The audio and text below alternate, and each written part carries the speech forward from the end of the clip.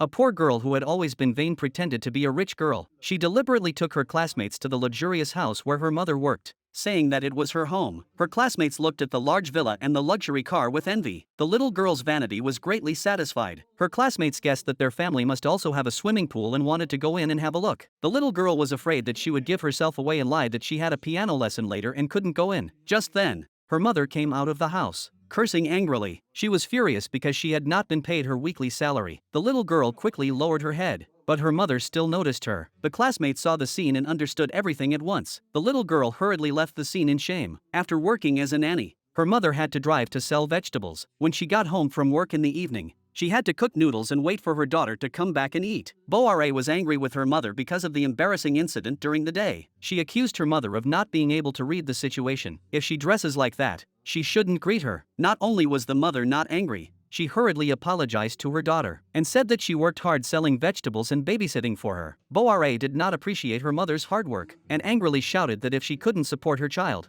she shouldn't have given birth to her. The mother hurriedly chased after her and blamed herself for being useless and unable to give her daughter the life she wanted. The next day, her classmates were discussing what happened yesterday. Boare was also isolated. In particular, the two classmates mocked Boare even more recklessly. Boare was not at all flustered. She said that her mother was their family's nanny, and that she would prepare nutritious meals with a good balance of meat and vegetables for her every day. She was just here to change her taste because she was tired of the same old food. Her classmates simply did not believe that the nanny was her mother. Boare quickly said that the woman had lost her daughter yesterday and had become mentally unstable. She often mistook herself for her daughter. Boare gave a disdainful smile as she watched the stunned expressions of her classmates. She also mocked them for being people who had never seen the world. Although Boare was more vain and liked to show off in front of her classmates, her grades were always first. Her mother happily asked her why she didn't say anything about getting such good grades. Boare complained that she didn't get any rewards for looking. After hearing this, her mother immediately forgot about this month's profits. She was going to take her daughter out for a big meal, but Boare thought her mother's clothes were too vulgar. Her mother told her not to worry, and that she would dress like a lady tomorrow. Boare then revealed a happy smile. Although her mother felt that life was hard, she was very happy to have such a beautiful daughter. The next day, her mother dressed up elaborately, but she still couldn't hide her poor appearance. After showing off in front of the mirror, she went out satisfied. Just as she reached the door, she saw the debt collectors smashing her stall. Yu-Yun saw this and hurriedly went up to stop them. The man warned her that if she didn't pay the money back, they would go find her daughter. Yu-Yun quickly lied that she didn't have a daughter, but they had already found out about her daughter's information, and someone was already looking for her daughter. Yu-Yun hurriedly ran to the school after hearing this. At this time, Boare was happily waiting for her mother to pick her up for a big meal. Suddenly, two men came up and grabbed her school bag, clothes and hair clips. Yu-Yun saw her daughter being bullied and directly threw her high heels at them. Then she quickly went up to check if her daughter was okay. The man grabbed her hair with one hand and threatened her to pay the money on time or else she would suffer even more. Boare saw her mother being bullied and went up to bite the man's hand. The mother, fearing that her daughter would be bullied, rushed up as well. The four of them then began to wrestle. Before leaving, the man did not forget to warn the mother and daughter. The mother, who had fallen to the ground, was so scared by what had just happened that she burst into tears. But Boare said that there was nothing to cry about, and that they would be back before the debt was paid. The mother quickly apologized to her daughter and promised that she would definitely let her live a life without worries. That day, a child model competition was held at school. Boare tricked the teacher into thinking that she was the daughter of a wealthy family and had already received her family's permission. The teacher had no choice but to agree to her request. Back home, Boare kept trying on clothes that would catch the eye on the stage. However, no matter how she tried, she couldn't find anything she liked. Boare complained to her mother that she didn't have a single decent piece of clothing. Her mother helplessly said that she was being hounded by debt every day and had no spare money to buy clothes. Boare, however, said that the clothes you wear is a reflection of the life you lead. It is because of the way your mother dresses that she has been useless all her life. After saying this, she angrily ran out. A rich girl at the model contest, enthusiastically greeted Boare, but Boare pretended not to hear, and Are saw how rude she was, so she pushed her. Boare took this opportunity to rip off her clothes. Are saw that her clothes for the competition had been torn. In a rage, she pushed Boare to the ground. Boare then pretended to have sprained her wrist. Are hurriedly apologized, saying that she hadn't meant to do it. In a panic, she wanted to call her mother to take her to the hospital. Boare told her that the competition would start soon. She just had to bear with it, and she would not say that she had let her get hurt. At that moment, a teacher came over and told them to go on stage. Boare immediately perked up. She didn't look injured at all. On stage, Boare stunned the audience in her beautiful hanbok, while Are looked sloppy. Her mother was momentarily dumbfounded when she saw this. Boare seized the opportunity to take out her fan and perform with all her might, immediately gaining the applause of the crowd below. Are looked at Boare foolishly, realizing in his heart that she had tricked him. He then tied the string in his hair as a belt, since Boare had already gained the upper hand. No matter how Ra tried to salvage the situation, it was useless. The result was undoubtedly Boare winning. Ra, who lost the competition, was severely reprimanded by his mother. Mrs. Kim thanked Boare and gave her the clothes as a gift. Boare was overjoyed and hugged the clothes as she prepared to go home. Ra felt that she had not won in an honorable way. Boare only felt that she had been foolish. In the midst of their tussle, Ra threw the clothes into the water. She thought that Boare would cry bitterly because she could not retrieve the clothes. Unexpectedly, Boare walked directly into the pond and retrieved the clothes. The clothes were very precious to her. That night, Boare was gloating with the hanbok she had won in the competition. She imagined that her classmates would surely look at her with envy when they saw her in the clothes. When she heard her mother's voice, she quickly hung up the clothes and ran to bed, pretending to be asleep. When her mother saw the beautiful hanbok, she asked her daughter where she got it, but Boare disdainfully told her mother not to dirty her clothes. When she heard her daughter speak sarcastically like this, her mother did not blame her daughter, but felt even more ashamed of her daughter. The next day, the debt collectors came knocking again and smashed Yuyun's stall. They also threatened to come every day and smash it if they didn't pay back the money. With no other choice, Yuyun had to flee with her daughter overnight. The two packed their bags and prepared to leave. Boare saw that her mother was even taking the deformed pot with her. She questioned her mother, "Are we running away from something?"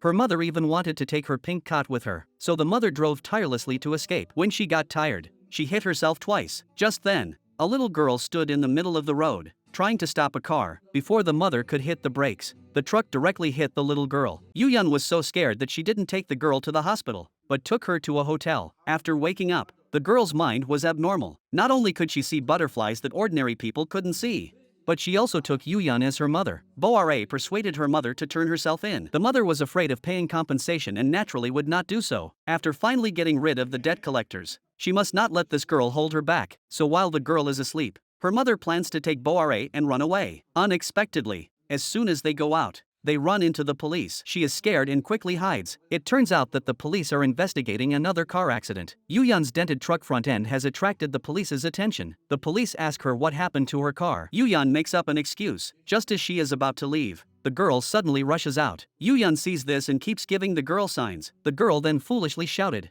"Mommy!" Fortunately, Yuyun escaped unscathed. Afterwards, Yuyun temporarily decided to adopt the girl and wait until she regained her memory before sending her away. The three then rented a house and prepared to open a small restaurant to make a living. Since her daughter could not remember her name, Mrs. On and Boare named her Miju. After settling in, Yuyun took them out for noodles. A bowl of noodles was the three of them's dinner for the day. Miju, who hadn't eaten for 3 days, couldn't wait to grab the food and start eating. Seeing Miju gobble up the food, Boare was furious. She grabbed the food away from Miju and scolded her, calling her an ignorant girl from a poor family. Her mother also laughed at her, saying that there were people even poorer than them these days. In fact, Miju was the daughter of a wealthy family. Since her daughter disappeared, the wealthy lady has been crying every night, while Miju's father searched the streets every day with flyers, but to no avail. Looking at the family portrait his daughter had drawn before she disappeared, the father suddenly thought of a way. That was that his daughter loved to draw, so he decided to hold a national children's drawing competition, calling all children who could draw to Seoul. Miju had lost her memory, but her love of drawing remained unchanged, so she took the poster home and drew it from memory. As a result, Boare came back and kicked her to the ground, and accused her of not helping her carry her school bag. Miju thought that her mother must be busy at the store at this time and ran out. At this time, Boare was suddenly attracted to the poster on the ground. It said that if she won first place, she would receive a substantial scholarship. She picked up Miju's painting at random and was instantly stunned. She never imagined that Miju, who usually looked a bit silly, was actually so talented at painting. Then she had a bold idea. Subsequently, Boare asked Miju to teach her to paint. In order to stop Miju from entering the competition, Boare lied to her and said that she would help her submit the painting later. Miju believed her sister and did not question her. However, Boare submitted her painting in her own name and took the train to Seoul to enter the competition alone. She also asked Miju to keep her secret. At the competition, Boare's painting immediately attracted the attention of the Chaebol couple. When the man picked up the painting, he could not believe it. It was exactly the same as his daughter's. When the man asked, Boare said that the painting was her work and gave a reasonable explanation of the details. After the competition, the wealthy couple asked Boare to stay for dinner and tried to find out about her daughter's whereabouts. Boare looked at the dining table, which was bigger than her bedroom, and knew that her chance had come. When the man asked about her parents, Boare started to complain. Not only did she describe herself as an orphan without parents, she also said that she was abused by her adoptive mother every day. Seeing that the Chable couple already sympathized with Boare, she deliberately asked who the first place today was. After learning that it was herself, Boare was overjoyed and hurriedly reminded them not to forget to sponsor her schooling. The man said that he would have to discuss it with her adoptive mother first. Her adoptive mother had to agree before she could study in Seoul. Before leaving, her grandmother handed Boare the hanbok she had made for her granddaughter. Boare immediately guessed that something must have happened to the granddaughter in this family, thinking to herself that it would be nice if she could be their granddaughter. When she got home, Boare asked her mother to get her registered as an independent person. She would rather be an orphan than have a poor mother who was in debt. Then she told her mother about the Chable couple's offer to sponsor her education. Her mother was worried that her daughter would be cheated and sold, but Boare said that it was better than staying in this family. From now on,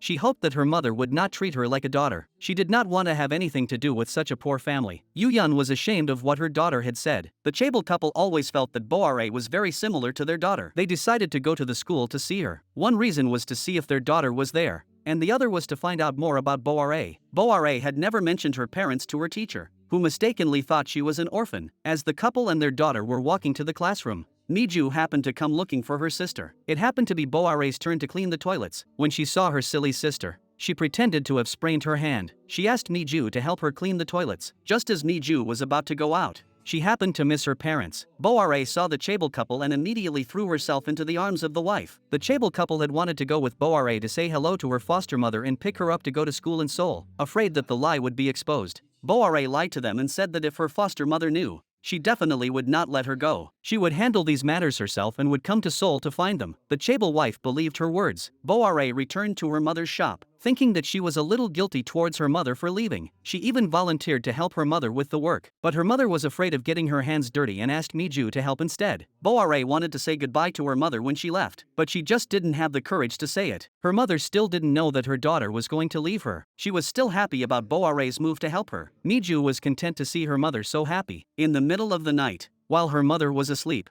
Boare left a letter and left. The next day, when her mother read the letter, she was so angry that she cursed her daughter. In the letter, Boare asked her mother not to come looking for her. If the Chable couple found out that she had lied, they would be finished. Although her mother cursed her, she was still worried about her daughter, so she took out her business card and looked up the address on it. Boare was so shocked when she saw her mother that she didn't know what to do. She knew what her mother was worried about. With a few words, she found out that the Chable couple wanted to pay for her education. Then she signaled to her mother with her eyes not to ruin her good fortune. Seeing Boare pass by her side, her mother could only pretend not to know her. Yuyun watched her daughter leave with someone else, her heart torn. She only hated herself for not being strong enough to give her daughter the life she wanted. Time passed quickly. 15 years had passed. Miju and Yuyun were still living in the countryside, running a restaurant to make ends meet. Miju didn't get much education, but she remained optimistic about life. Boare, on the other hand, with the financial support of the wealthy couple, and moved in with her senior before graduating from university. In order to marry into a wealthy family, she secretly got pregnant. Whenever Boare suggested going to meet her boyfriend's parents,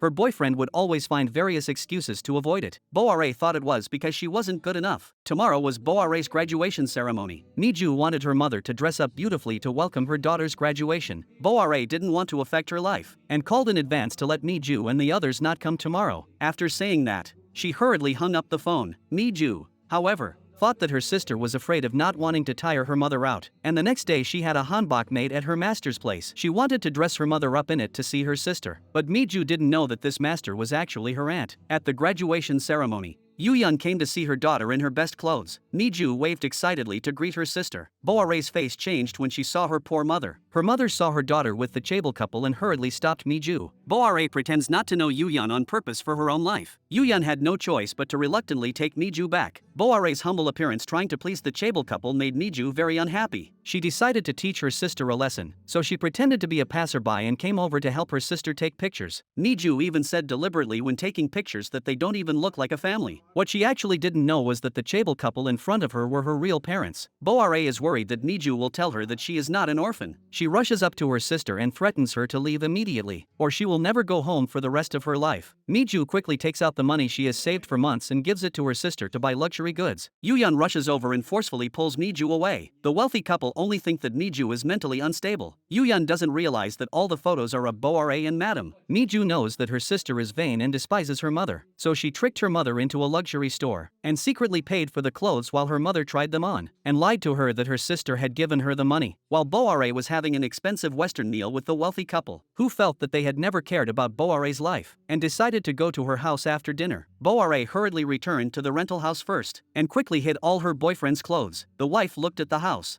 which was smaller than her own bathroom, and thought that Boare was having a hard time. Boare immediately complained, lying that she couldn't afford to pay the heating bill. The Chable couple felt even more guilty and let her move into their home. Boare said no, but she was secretly overjoyed. Just then, her boyfriend returned with her favorite food. Without waiting for him to speak, Boare said that they were just classmates. She even deliberately asked her boyfriend how he knew where her home was. Her boyfriend immediately understood what Boare meant. The Chable couple didn't suspect a thing and took Boare back to their home that afternoon. Boare tightly embraced the wife from behind, hoping that she would adopt her as her daughter, so that she could inherit the vast wealth of the clothing store. The wife rejected Boare's request, saying that the location of the clothing store would be reserved for her daughter. After the wife left, Boare also put away her false tears. That day, Boare accidentally discovered that her boyfriend worked as a waiter in a restaurant. She wanted to ask her boyfriend what was going on, but she found out that the high-end nutritious meals she ate every day were not made by her boyfriend's maid, but the food he packed from this restaurant. Her boyfriend hurriedly explained that not long ago,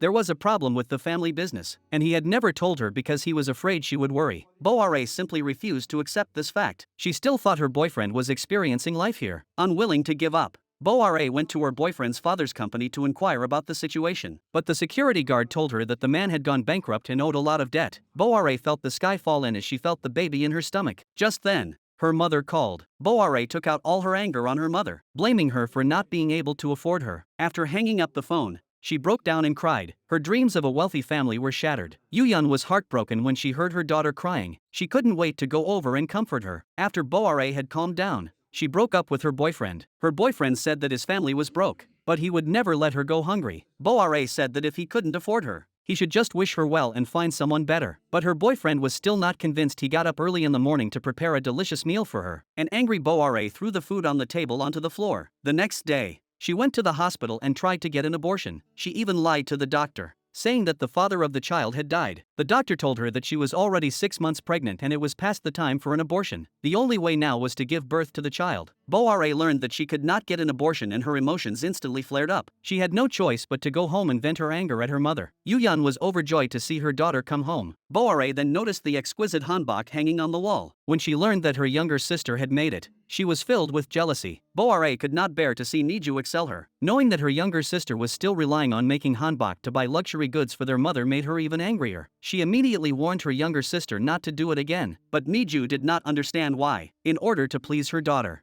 their mother also warned Miju on the spot not to make hanbok. Miju was so aggrieved that she was about to cry. Their mother told her to listen to her older sister. Her sister said no, it's not okay. Then she told her to go sleep somewhere else and not disturb her sister. Boare waited until Miju left and then got up again to remind her mother that she must stop Miju from making clothes. Her mother told her not to worry, and early the next morning she burned all the hanbok Miju had made. Miju blamed her mother for being too much, and for being biased towards her sister, but also for taking away her only hobby. No one was going to stop her this time. She was determined to learn how to make hanbok. Her mother immediately poured a bucket of cold water on her, warning her that if she makes a hanbok, she will leave the family. Miju cries in distress. Boare wraps her belly with a bandage for fear of being discovered pregnant. In order to become an adopted daughter of a Chable family, she drags her pregnant body to do housework. She would rather be a dog in a rich family than a human in her own family. After a few days, her body reacts. When she lifts the quilt, she sees blood all over the clothes and bed sheets. Boare panics. If the madam finds out,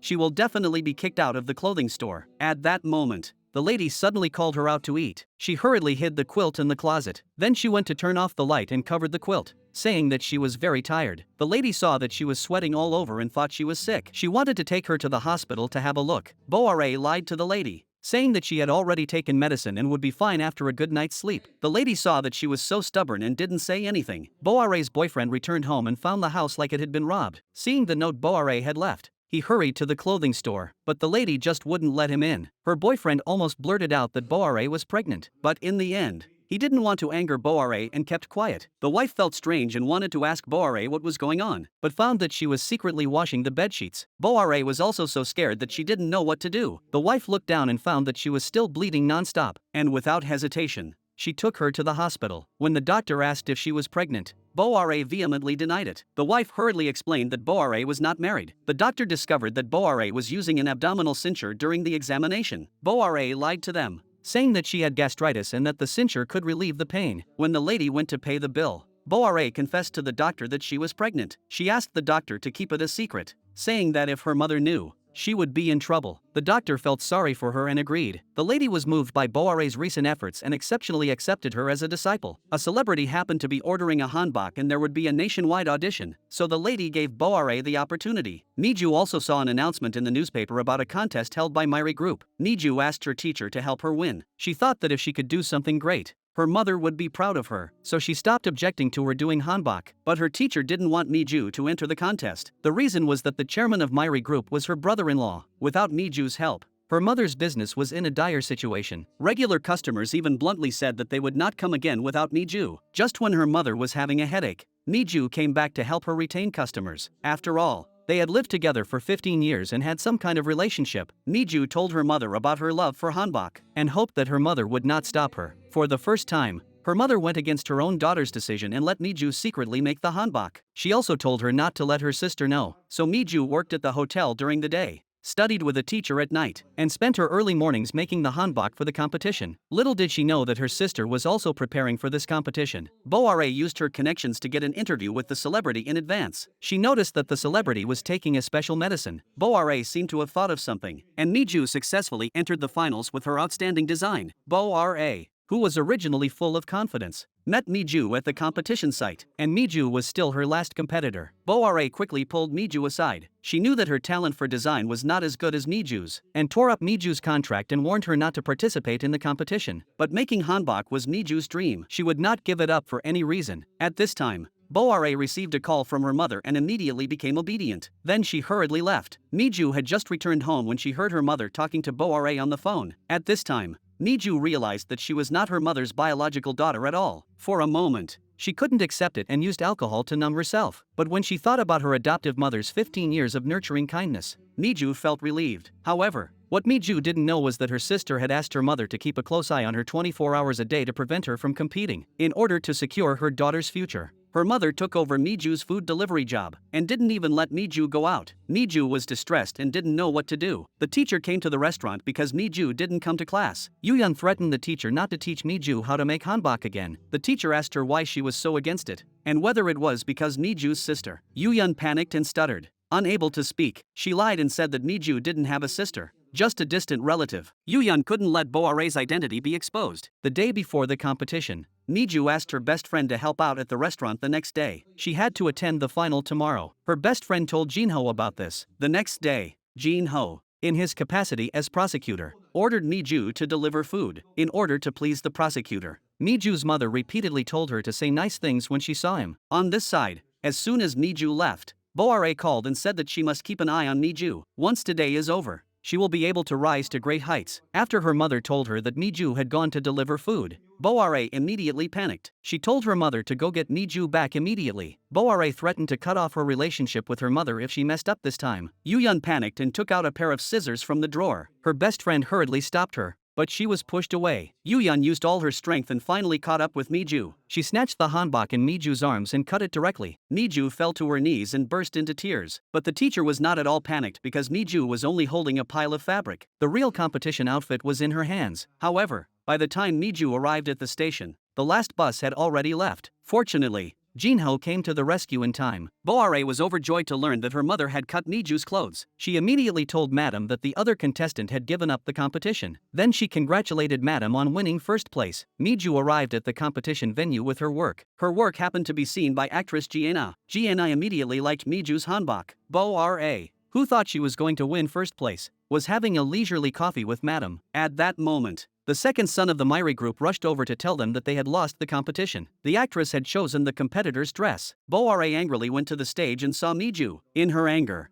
She slapped Miju. Miju accused her sister of being too much. Boare said that her long-planned plan was ruined by her, and that she would just stay by her mother's side and help her for the rest of her life. But Miju would never give up on her dreams. Madame was also very angry and felt that her face had been completely lost. But Boare assured Madame that she would definitely win first place. She secretly found Gianna and threatened that she must wear their clothes. Otherwise, she would announce her pregnancy tomorrow. Gianna never imagined that Boare would stoop so low to win. To protect her reputation, she had no choice but to accept Boare's work. Miju was instantly disappointed, thinking that her own work was no good. But Gianna liked Miju's hanbok from the bottom of her heart and decided to pay for it. Jinho sensed that there was more to the story. He questioned whether Gianna had been caught with her hand in the cookie jar. But how could Gianna admit that? Jinho was so angry that he took Miju's hanbok directly and said that he was not qualified to wear Miju's clothes and that he would not sell it to someone like her even if he paid a lot of money. Gianna wanted to stop him, but she got her comeuppance instead. Madame is not a good person either. She appreciates Boare's unscrupulousness. Just as the two were pleased to get the first place, Gianna was carried out of the fitting room. It was only learned through questioning that Gianna had anaphylaxis and had a shock because she was wearing clothes. The lady hurriedly emphasized that they did not add this material to the clothes. Seeing Boare's nervous expression, she panicked. The lady felt that Boare was not suitable to be a hanbok at all and wanted to sever the master-apprentice relationship with her. If someone dies, the clothing museum will be finished. Boare hurriedly explained that she only sprayed a little perfume before the competition. She did not write this in the review document. She also promised to handle this matter. Since it has come to this, the lady had to trust her again. Boare saw Miju coming down the stairs and immediately had an evil thought. She went up to Miju, who was about to go back to the countryside, and blamed Miju for Gianna's allergy. She even lied and said that she would take the blame for her. She stopped Miju, who was going to the hospital to find out more. Miju was grateful that her sister was thinking of her so much. She also became afraid of hanbok. Her boyfriend knew that Boare had never gone to a prenatal checkup. For the safety of the baby, he forced Boare into the car and took her to the hospital for a checkup. Boare resisted fiercely and kept asking the driver to stop the car. The driver mistakenly thought that Boare was being held hostage and drove the car directly to the police station. Then the boyfriend was taken in for questioning by the police as a stalker. The boyfriend explained that they had been dating for a few years, but Boare was afraid that her boyfriend would continue to harass her. She even accused her boyfriend of being a perverted stalker, and with the testimony of the taxi driver, the police directly locked up Boare's boyfriend. But Boare's boyfriend's father suddenly became seriously ill and asked the police to release him. The police called Boare to ask if she could withdraw the accusation, but Boare said that this was her boyfriend's lie and not to be easily believed. Due to Boare's deliberate obstruction, her boyfriend was unable to see his father's last face. This also planted the seed of hatred in her boyfriend's heart. In the blink of an eye, a few months passed. Boare studied how to give birth by herself in order to hide the birth of her child. She was afraid that the Chable family would find out, so she secretly took a taxi back to her hometown to give birth. Boare got into the taxi and called her mother in advance to say that she was on her way home and asked her to distract Miju. Her mother hurriedly closed the shop early, and when she was about to close the door, she happened to meet Miju. She immediately told her that she had a customer coming today and not to go home. The originally happy mother was shocked to see her daughter in such pain. After seeing her daughter's big belly, Yuyan instantly panicked. Seeing that Boare was about to give birth, she refused to go to the hospital. Yuyan had no choice but to help her give birth at home. After several hours of hard work, a little life was born. Yuyan happily placed the baby next to her daughter, but Boare was heartless and didn't even want to look at the baby. While her mother went to make seaweed soup, she packed her things and prepared to leave. After hearing the baby's cries, she returned. She said sorry to the baby and quietly left. Yuyan was cooking seaweed soup and felt sorry for her daughter's hard life. She clearly didn't want to live her life like this, but she met a man with no money. At this time, her aunt helped the drunk Miju to the door. She saw bloody clothes in the wash basin, and then heard the crying of a child in the room. Miju immediately sobered up. When she walked in, she saw that it was actually a newborn baby. Yuyan was shocked when she saw the two of them. Miju immediately asked where the child came from. Facing the two people's questions, Yuyan had no choice but to say that she heard a child crying outside the door while she was sleeping, so she brought it in. When the aunt saw the scissors in the room, she didn't believe it at all. She asked Yuyan if she knew who the child's mother was. Seeing that Yuyan was not willing to tell the truth, the aunt did not pursue it further. Thinking about her daughter just giving birth to a child and still so weak, she could not be by her side to take care of Yuyan. She could not help but cry bitterly at the door. Boare saw her mother so sad and felt that there was no need to cry for her. In the room, Miju found a note. When her mother saw it, she immediately took it away and told Miju to go to the supermarket to buy milk powder. Yuyan opened the note after Miju left. Boare urged her to send the baby to an orphanage. Although her mother was reluctant in her heart, she still listened to her daughter and quietly sent the baby to an orphanage. Yuyan sat on the ground and wept loudly after she came out. Boare returned to the Chable's house that night, having just given birth. She could only use a cloth to block the flow of breast milk. She couldn't let the madam find out. However, the madam still found the pregnancy medicine in her drawer. The evidence was right in front of her. Boare still came up with a way to deal with it. She blamed it all on the last female celebrity. She said that she was able to get the madam's hanbok to the top by catching her pregnant. This explanation directly eliminated the madam's suspicions of Boare, in order to make the lady accept her as her daughter.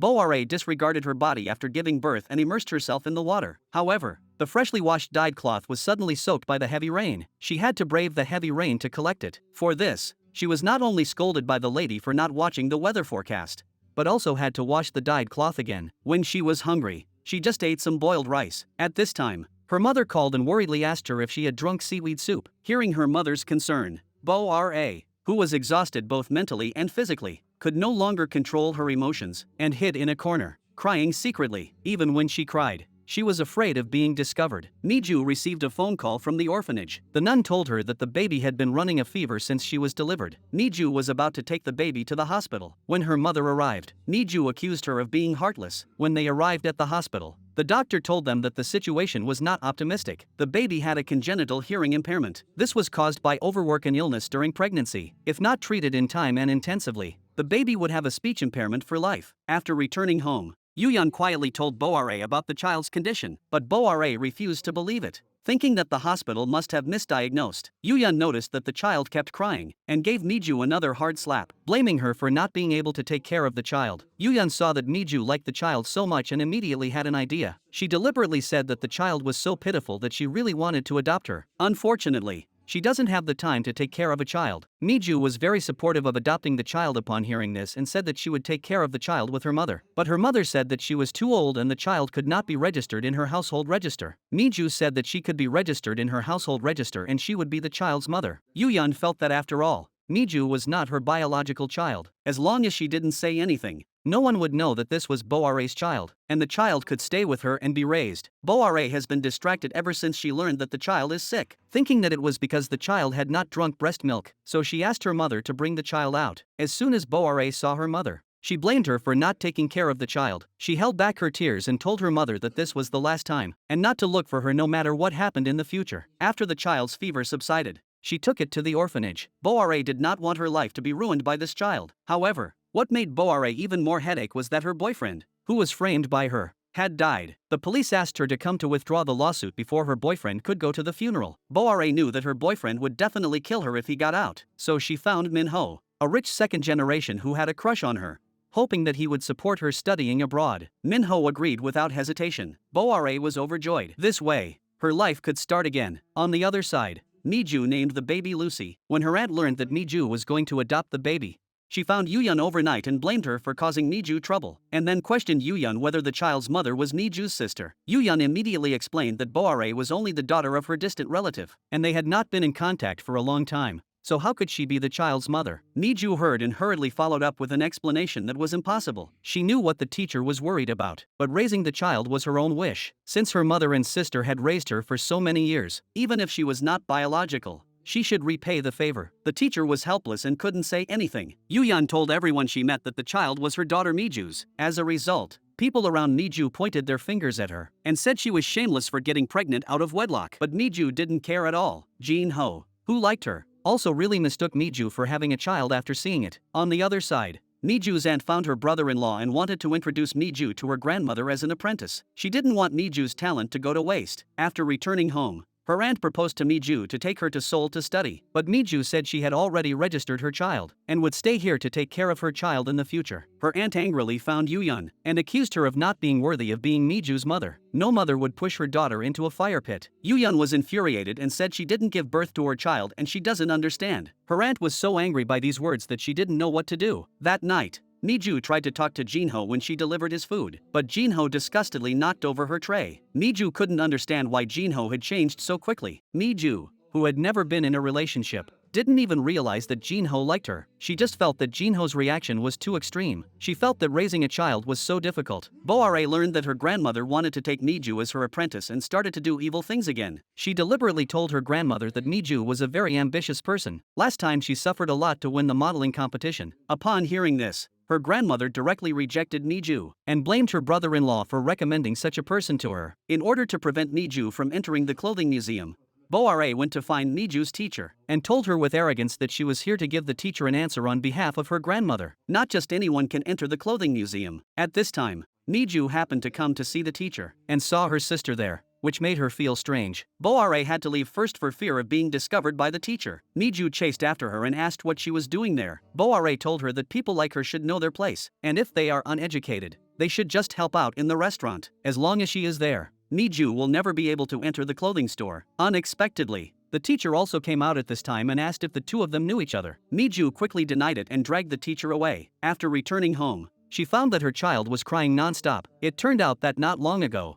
Boare had secretly breastfed once, and now the child simply refused to take the formula. Miju had a brainwave and went to the hospital to borrow breast milk from a new mother, but she didn't realize that breast milk is bad for the baby. After the child finished eating it, she got a fever and became ill, and was severely slapped by her mother. Miju also fell into deep self-blame, and hurriedly ran out to buy fever-reducing medicine. When she returned with the medicine, she found that the adoptive mother had locked the door. No matter how she shouted, the adoptive mother would not open the door. It turned out that this was her adoptive mother's deliberate punishment. Miju then squatted in front of her teacher's door. When the teacher opened the door, she asked with concern why she was still insisting after being treated like this. Miju said that although the child was not her biological child, she had adopted her and she was her child. She confessed to the teacher that she wanted to make money by wearing a hanbok to treat her child's illness. After hearing this, the teacher hugged her into her arms. Boare's boyfriend came out and found her. Boare was so scared that she kept backing away, saying that it had nothing to do with her. Her boyfriend didn't know she would stoop so low, and then questioned Boare where she had taken the child. Boare said she had abandoned the child. They can't give the child anything. Her boyfriend really felt that this woman was not a human being. He directly grabbed her neck and tried to strangle her. Just as Boare was about to suffocate, the police appeared in time and took her boyfriend away. Before her boyfriend left,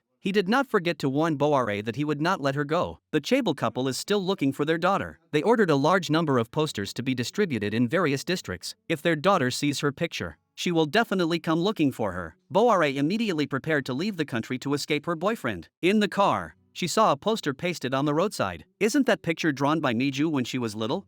And her mother also received a note left by Boare. Learning that Boare was going to abandon everything and leave the country, they hurried to the airport. The moment Miju saw the picture at the airport, some past memories also flashed through her mind. Then a sharp pain appeared in her head. In order to raise the money for her daughter's surgery as soon as possible, Miju sold fast food while performing, and delivered food while carrying her daughter in her arms in her spare time. When business was bad, she sold embroidery she sewed herself. On the way back, she picked up some scrap materials. With Miju's unremarkable efforts, the money in the jar was also increasing. In the blink of an eye, 5 years passed and Lucy grew up. Her smart and lively personality was very likable. Miju had saved enough money for Lucy's surgery, decided to sell the soup restaurant and go to Seoul to join her teacher. This way, not only could her daughter have the surgery, she could also receive a better education. But her foster mother was unwilling to move. She was afraid that Boare would not be able to find her way back to the country. However, in the past 5 years, Boare had never once called Yuyun. Miju still did not know that Lucy was her sister's biological daughter. Lucy could not stand her grandmother scolding her mother all the time, so she secretly threw a toad into her grandmother's clothes. The next day, the family moved to Seoul. The teacher was waiting for them at the door early in the morning and arranged everything. She handed Miju a package and asked her to deliver it to the curator of the costume museum on her behalf. Miju arrived at the place she had long admired with a worried heart, looking at such a beautiful courtyard but not knowing that it was her home. Miju handed the teacher's package to the old lady, who recognized the craftsmanship at a glance as clearly coming from her beloved eldest daughter-in-law. She asked Miju excitedly where she got this thing. Miju was afraid to casually reveal the teacher's location, and then handed the old lady the teacher's letter.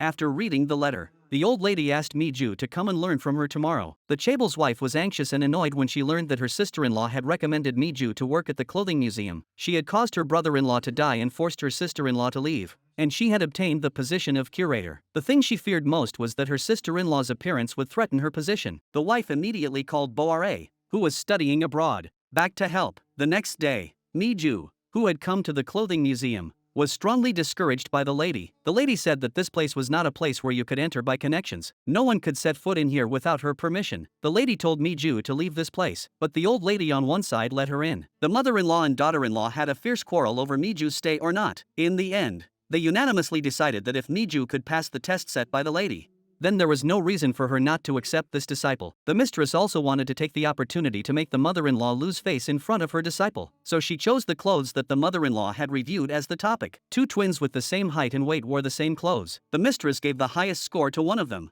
but the other one failed. Miju had to decide between the two. Which one failed?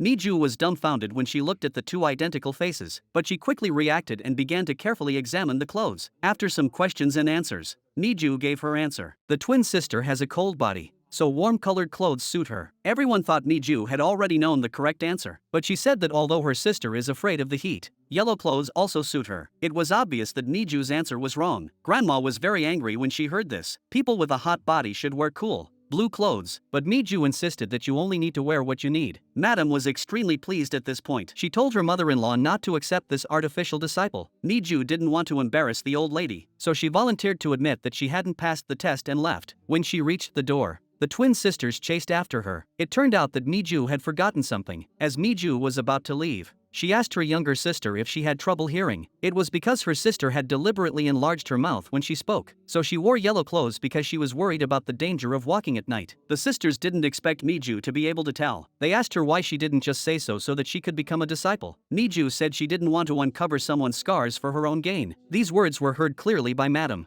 who was standing nearby. She thought to herself, Miju is so naive to know this and not say anything. However, Madam suddenly got a fright from her mother-in-law behind her. Her mother-in-law had also heard those words. She asked Madam to personally invite Miju in. In this way, Miju successfully entered the clothing hall, and Boare also returned here on the same day. Madam was overjoyed to see someone who could help her return. Boare was furious when she learned that her grandmother had accepted Miju as a disciple. She then ran to her grandmother's room to say hello to her. Not only did she give her a big hug, but she also kept on acting spoiled. This made Miju feel very uncomfortable. In fact, all of this was done deliberately by Boare to show Miju. She wanted Miju to see clearly how important she was in this family. Then she pretended not to know Miju and deliberately greeted her. Miju felt uncomfortable and chose to leave, and went out into the courtyard. Images of disorder kept flashing through her mind. Miju always felt like she had been here before. Otherwise, how could she have drawn it? At that moment, a little girl appeared before her. Miju, following a strange impulse, followed her, and inadvertently came to the room she had occupied as a child. Now her sister Boare lived there. The drawing on the wall immediately caught Miju's attention, because she had taught Boare to draw it when she was a child. At this time, Boare walked in and scolded Miju for casually entering her room. Miju immediately questioned her about the painting, and whether it was the same painting that won her an award back then. Boare took the painting from Miju's hands, and pretended to be calm, saying that she had painted it while watching the dying yard. Miju did not believe that this was clearly plagiarizing her painting. These words were also just heard by the chaebol standing outside the door. Taejun hurriedly came in and asked what was going on. Boare hurriedly explained that it was because Miju had sneaked into her room. She told Miju to leave the room quickly. Taejun noticed the painting in her hand. Boare hurriedly and nervously hid the painting. Taejun pretended to be fine on the surface and returned to the room, but he was not calm. Then he immediately called to find out where Miju went to school when she was a child. After he came out, he saw Miju fiddling with her shoes at the door. She looked just like her daughter when she was a child. In order to inquire about his daughter's whereabouts, Taejun asked Miju to go to his room with him to talk. Boare saw the two of them walking together and was worried that Miju would blabber, so she hurriedly followed them. Miju went into the room, and as soon as she entered, she saw the painting. Taejun said that it was her daughter's work. Miju was very depressed. Why was the painting exactly the same as hers?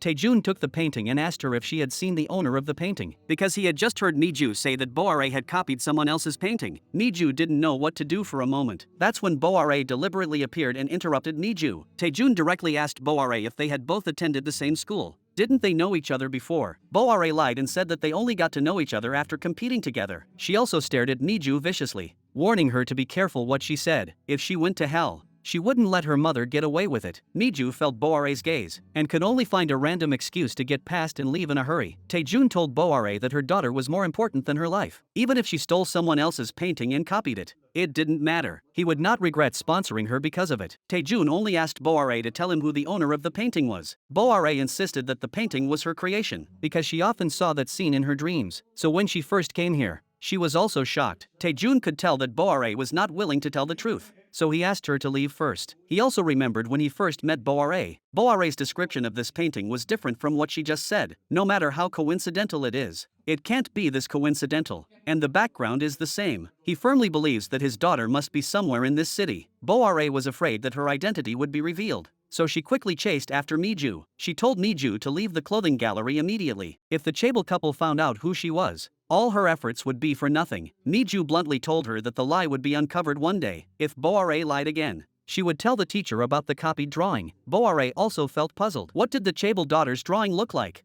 So she sneaked into Taejun's room, seeing the poster of the Chable looking for his daughter. She panicked. Boare immediately noticed that the drawing on it was the same as Miju's. She couldn't believe it, so she quietly went to the lady's room to try to find a photo of her daughter when she was little. The lady's appearance interrupted her movements. She asked Boare what she was doing here. Boare could only pretend that she was getting her clothes. Then she asked the lady about her daughter going missing. The lady said that her daughter went missing on a rainy day. Boare suddenly remembered that the day she and her mother fled from debt collectors, it was also raining heavily. The more she thought about it, the more she felt that something was wrong. That day, Boare accidentally saw the Chable family's family photo and her expression suddenly changed. She never expected that Miju was actually the Chable family's long-lost daughter. Taejun's arrival even startled her even more. In order to avoid being discovered by her adoptive father, Boare deliberately changed the subject, but her panic was all seen by her adoptive father. Boare thought about how she had abandoned her mother and come here to be a dog for 20 years. Now she was about to become their adopted daughter, so she absolutely could not let Miju recognize her as her family member. Otherwise,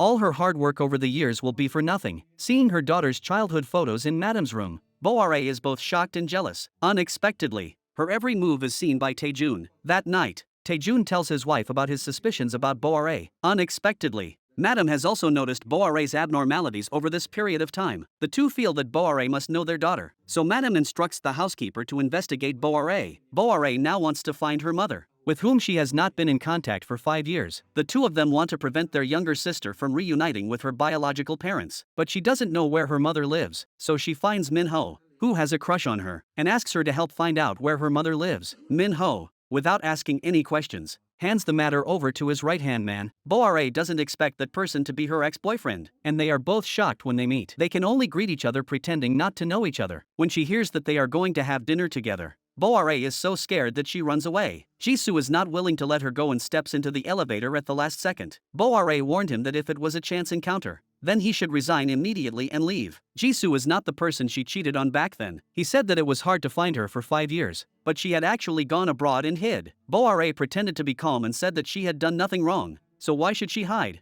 Even if she tells everyone about the past, she will only be the one who suffers. Jisoo told Boare to watch her back, and that he would not let her off the hook. Boare just left the company and collapsed on the ground. That day, Miju took the hanbok she had made to show the old lady. Unexpectedly, the old lady was not at home. Boare saw Miju here and started saying things to make her leave. Miju didn't want to argue with her because her daughter Lucy was preparing for surgery today, so she took the clothes into the old lady's room. When she came out, she saw the photo in the living room. She was about to look at the family photo of the Chable when Boare hurriedly snatched it away. She felt that she had to make Miju leave the clothing store. Otherwise, they will recognize each other one day. She went to the old lady's room and got Miju's clothes. When the old lady came back, she found that there was something wrong with the clothes made by Miju and was very angry. At this time, the lady and Boare happened to come in. The lady immediately told her mother-in-law that she wanted to take a look at the clothes made by Miju. It seems that she knew there was something wrong with the clothes. After taking a look, she mocked Miju's ability and said that, if this got out,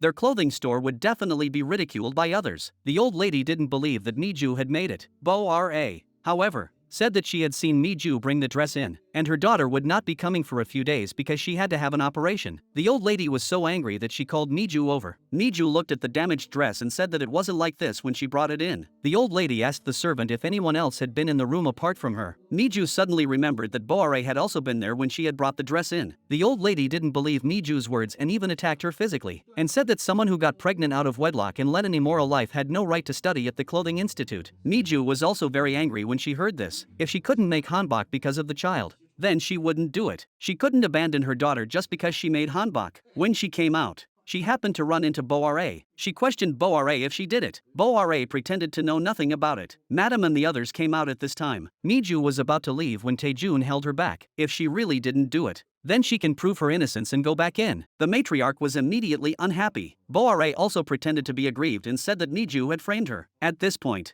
the matriarch also came out. She told them to go to Boare's room and take out the clothes she made. When the few people saw Boare's clothes, They also discovered that the technique was different from hers. This proved that Boare did not do it. Boare instantly perked up and said that Miju had deliberately framed her. Miju warned Boare to tell the truth quickly and apologize, so that she would not pursue it for the sake of her mother. Unexpectedly, Boare still refused to admit it and continued to frame Miju. Miju no longer had any mercy. She went up and sniffed the smell on the clothes, and said that the person who made the clothes would smell of silk, but this clothes had the smell of perfume. Who likes to use this kind of perfume? I hope they can find out for themselves. After saying this, Miju left. Boare saw that her plan had failed and immediately knelt down. No matter how she tried to defend herself, everyone was disappointed with what she had done. The mistress also felt humiliated and told her to get out. The mother-in-law told her daughter-in-law to get Boare out of the clothing store as they had agreed. But the mistress was unwilling to get rid of Boare. She wanted Boare to stay by her side to help her. However, it wasn't long before the housekeeper found out about Boare and told the wealthy couple. They learned that she had a mother and a younger sister, and found out where her mother lived. The couple were shocked to discover that Boare was not an orphan. They immediately decided to confront Boare's mother. Boare, who had overheard them, was terrified and quickly hid in the bushes. At that moment, she suddenly received a call from Jisoo. It turned out that he had also found out where Miju lived, in order to find out what Boare was hiding, and after Boare's urgent request, Jisoo gave out the address. Boare arrived at Miju's place before the Chable couple arrived, but the family had all gone to the hospital, leaving only Miju's teacher at home. Boare immediately mocked Miju's teacher when she saw her, and questioned her about why she had sent Miju to the clothing store, and also questioned the relationship between the teacher and the old lady. Just then, Boare's mother returned, and when she saw her daughter,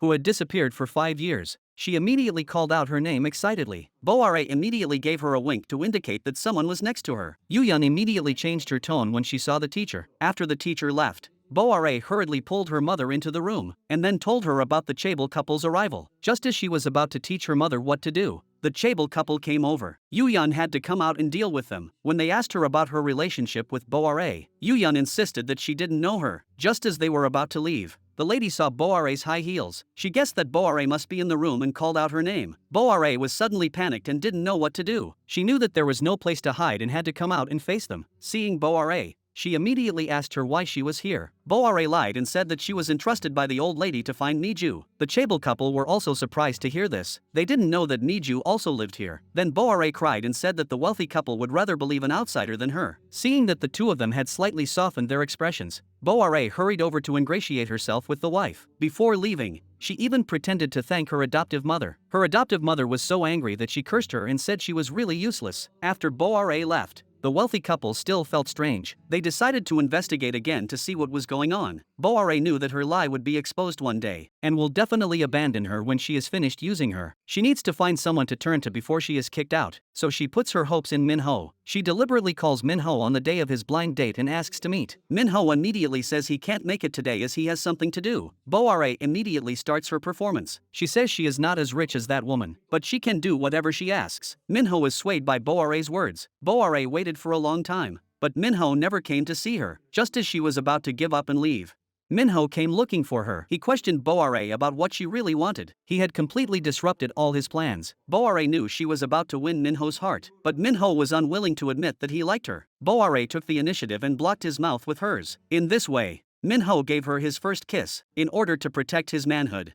Minho said that his last thing would be to see her. Boare knew that Minho would be taken by her sooner or later. She just needed to delay her eviction. Boare once again humbly flattered the Chable couple. The old lady was still angry from the last time. Everyone could see the disgust on her face. Boare's anger had nowhere to go. She took it all out on her own mother. Then she told her mother to take Miju and leave, and not let Miju appear in front of her again. When her mother saw her daughter crying like this, she was also heartbroken, and quickly said that she would help her think of a way. On the way home, the mother and daughter happened to run into Miju. Boare wanted to slap Miju as soon as she saw her, but Miju blocked it back. Just as the two were at a standstill, the Chable couple also appeared. Seeing that they really knew Boare, they were panicked. Taejun once again questioned them on what kind of relationship they really had. Seeing that her daughter's Chable life was about to expire, Yuyun quickly blamed everything on Miju. Miju, however, didn't want to lie anymore, and was about to tell the truth when Boare interrupted, and said that she was not related to them by blood. She had been adopted by them before, but she had been abused a lot, so she didn't want to remember that experience at all. Miju couldn't stand her lies, and was about to confess everything when she was forcibly pulled away by Yuyun. The wealthy couple no longer believed Boare's lies and wanted to kick her out of the clothing store. In order to regain the trust of the wealthy couple,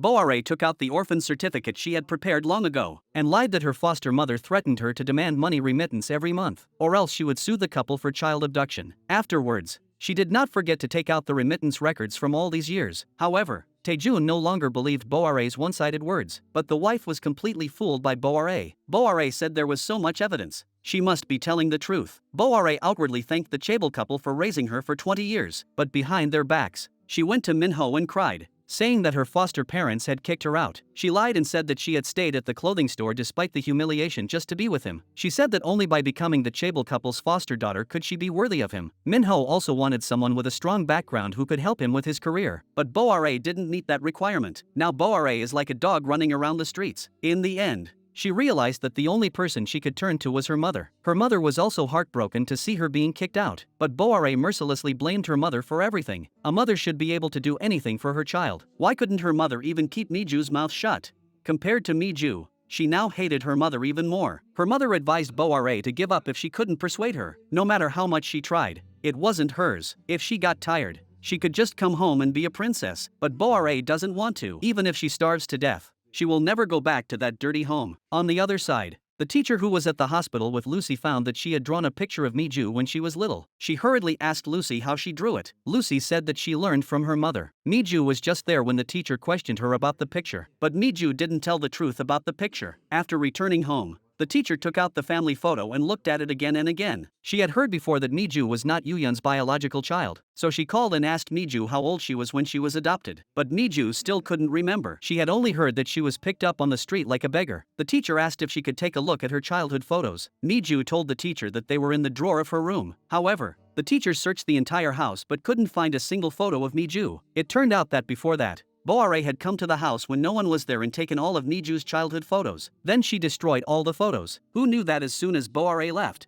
Jisoo picked up the photos. Meanwhile, Minho also came to the clothing store and pretended to terminate the cooperation with them. He asked the lady to find the missing Boare as soon as possible. It turned out that 5 years ago, Boare had asked Minho to help take away all the clothing patents in the clothing store that he had participated in designing. Now, without Boare's consent, the clothing store cannot sell any clothes that he has designed. The wife is shocked. She didn't know about this herself. Moreover, she and Minho have gained a lot from their cooperation over the years. The wife immediately goes to discuss with her husband and mother-in-law about bringing Boare back. Otherwise, the losses will be huge. But her mother-in-law and husband simply do not agree. They don't want to be cheated by Boare anymore. The wife asks to call Miju's mother out to confirm whether Boare's words are true. That afternoon, the Chaebol couple asked Boare and her mother out. Taejun questioned her about whether she had been blackmailing Boare. Yuyun froze for a moment. Boare quickly said that she had told everything because she could no longer keep it a secret. Her mother then realized that she had not received a single penny over the years. Instead, she was now being accused of blackmail, but Yuyun still insisted on protecting Boare. She immediately played the villain in front of the Chaebol couple. She said that she had raised her for so many years and she could not raise her for nothing. She also said that she had to rely on Boare to live a good life. The wife was furious. How could there still be such a person?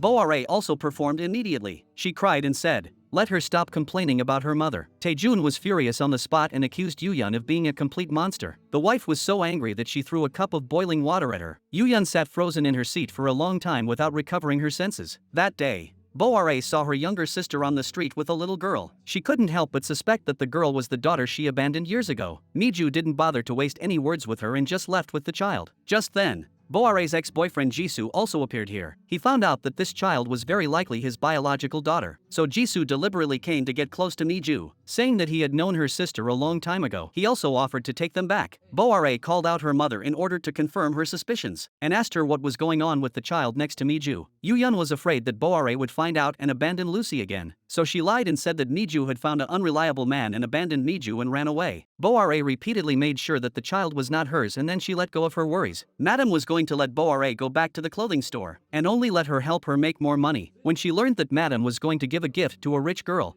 Boare immediately stopped her, because this girl was the one who was going to meet with Minho for a blind date. Boare has always wanted to sabotage this marriage. She deliberately told the young lady that the bag had a defect and needed to be fixed. Then she tied the bow that Minho had given her to the bag. When the young lady saw the bow, she flew into a rage. She hates insects and things that crawl. Boare stalled for time. When Minho appeared, she immediately pretended to be a haughty designer. The young lady was angry when she saw her attitude, and said that she would never wear the clothes from Paikian again. She would only wear clothes designed by herself. Boare then mocked Jeon for being a Philistine who didn't understand design. Jeon was so angry that she poured a cup of boiling water over her. This was exactly the effect Boare wanted. Minho immediately came out to defend Boare. He said that if they looked down on Boare's designs, they were also looking down on him. Then he rejected the long-planned marriage. He took Boare's hand and left. Minho looked at the pitiful Boare and couldn't help but kiss her. He had no idea that he had fallen into Boare's trap. Boare found a more powerful backer and turned her head to reject the request of the madam to go to the clothing store. Then she took out a breach of contract and asked the madam to cancel the 400 million won order in progress. The madam also saw Boare's ugly face. Just then,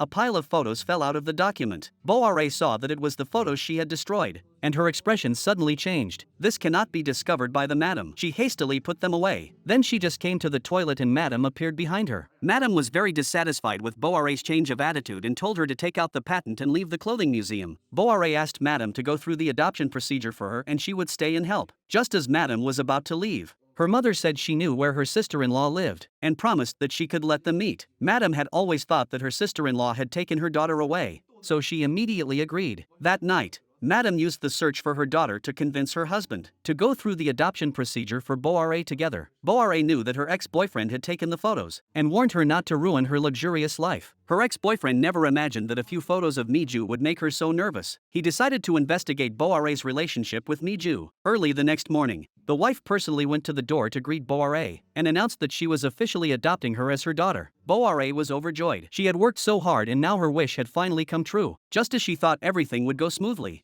her adoptive father suddenly received an unfamiliar phone call. The person on the other end said that they knew the whereabouts of his biological daughter. Taejun was overjoyed to hear the news about his daughter and immediately made an appointment to meet with the person. After more than 20 years, the family was overjoyed to hear news about their daughter again and they all cried with joy. Grandma was even more excited to hear that her long-lost granddaughter had been found and almost fainted. But Boare felt strange. Miju was clearly standing next to them and was their daughter. The person who called must be her biological mother. Boare immediately went to her room to contact her mother. But just as she did, her mother wasn't home and there was no answer on the phone. Boare instantly became very panicked. At this time, the lady came in and said that the adoption of her as an adopted daughter may have to be reserved and wait until her daughter returns to discuss this matter. Although Boare was unwilling, she pretended on the surface that this was all as it should be. After the lady left, she sat collapsed on the bed. At this time, Miju just missed Yuyun. Yuyun took the flyer and found the door of the Chaebel's house. The family was waiting expectantly for the arrival of their guests. Taejun couldn't wait and wanted to go out and look for Boare. She quickly stopped him and said, "What if the two of them miss each other?"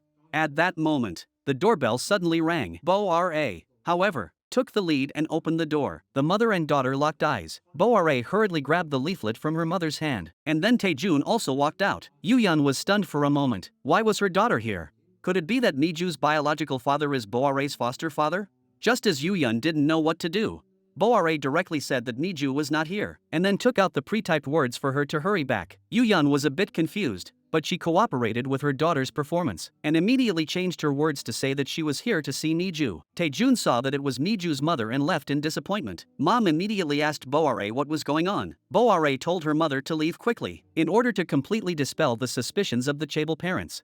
Boare falsely accused her mother of being a money-grubbing person who knew that her daughter Miju was here to make hanbok for free and wanted to come and ask them for money. The whole family was shocked. How could there be such a person? Miju and her mother had an even stronger opinion about it. At this time, Taejun suddenly remembered that the person who made the phone call had the same accent as Miju's mother, so he thought it must be the missing sister-in-law who made the call. Taejun vowed to find out who made the call even if he had to search every security camera in the area. Boare panicked and found her mother early. She accused her of deliberately trying to ruin her life. Yuyun was busy apologizing to her daughter. She was worried that Miju would say something to make her life difficult. That's why she wanted to find Miju's parents and send her away. But she never imagined that her parents would be that family. Boare told her that the teacher was Miju's aunt, and told her mother to be careful not to let slip, in case they found out Miju's real identity. It would be over. Yuyun was scared and thought her daughter shouldn't do such a heinous thing, but she was also afraid that her daughter's life would really hit rock bottom. Yuyun decided to continue to hide Miju's identity. When she returned home and saw Miju, Yuyun felt even more guilty. If only she hadn't been caught by her at that time. Why did she have to be adopted by someone like her? But for her biological daughter, Yuyun can only bear this guilt. On the other side, the wealthy couple found the person who made the call through the surveillance, so they angrily came to Miju's house and asked Yuyun if she knew her missing daughter. Yuyun pretended to be calm and said that the call was just a prank. "I was very angry when I found out that you were going to adopt Boare. I felt that if you found your biological daughter,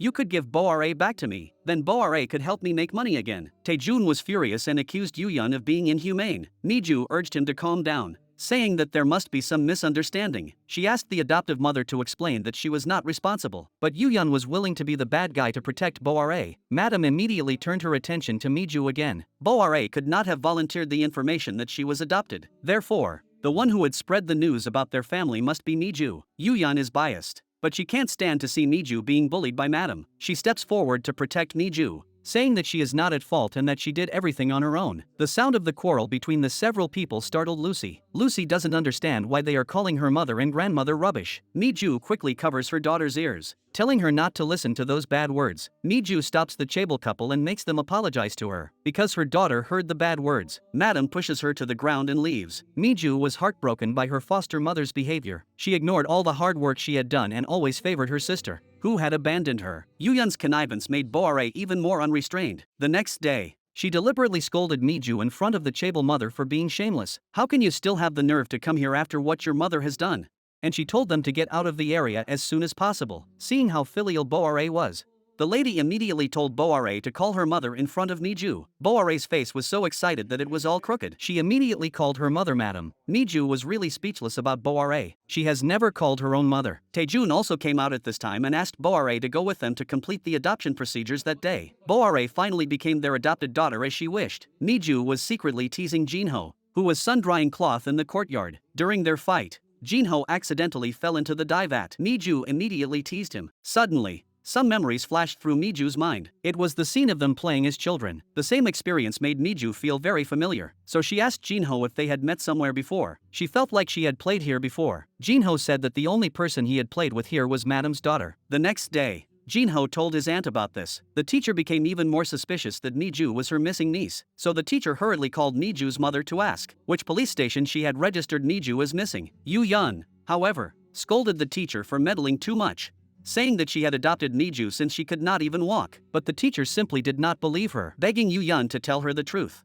Yuyun decided to hide the truth for her daughter. Miju heard that the clothing store was going to sue her mother in court, so she hurriedly found Jinho and begged him to help her avoid her mother's imprisonment. That afternoon, with Jinho's mediation, Miju and her mother knelt before the Chable couple to apologize, promising that they would not do such immoral things for money in the future. Taejun still clung to the last shred of hope that suing Yuyun in court would allow him to see his daughter, but Yuyun said she didn't know that person. Boare uses this as a threat to make Miju leave the clothing store immediately. Miju, for the sake of her mother, reluctantly agrees to this condition despite her love for making hanboks. Before leaving, Yuyun looks back at her biological daughter and chokes, hoping that Boare will be able to live well in this family. Boare holds back her tears and thanks her mother for taking care of her in the past. After she leaves, Miju is saddened. Jinho promises to help her return to the clothing store. Miju's mood improved after Jinho's comfort. Boare saw Jinho and Miju getting close and started to cause trouble again. She deliberately told lies in front of Jinho's stepmother and claimed that Miju was seducing Jinho all the time in order to find a father for her daughter as soon as possible. Upon hearing this, the stepmother was very angry. She would never agree to Jinho finding a single mother. On the other hand, the teacher asked Miju to show her the household register, and saw that the time of the change of household registration was when Miju was 8 years old, and that this time happened to be 3 months after her husband's accident. The teacher hurried to the police station but found that Yuyun had never reported the case. She thought that everything Yuyun had said was a lie, so the teacher took Miju's toothbrush and had a paternity test done. At this time,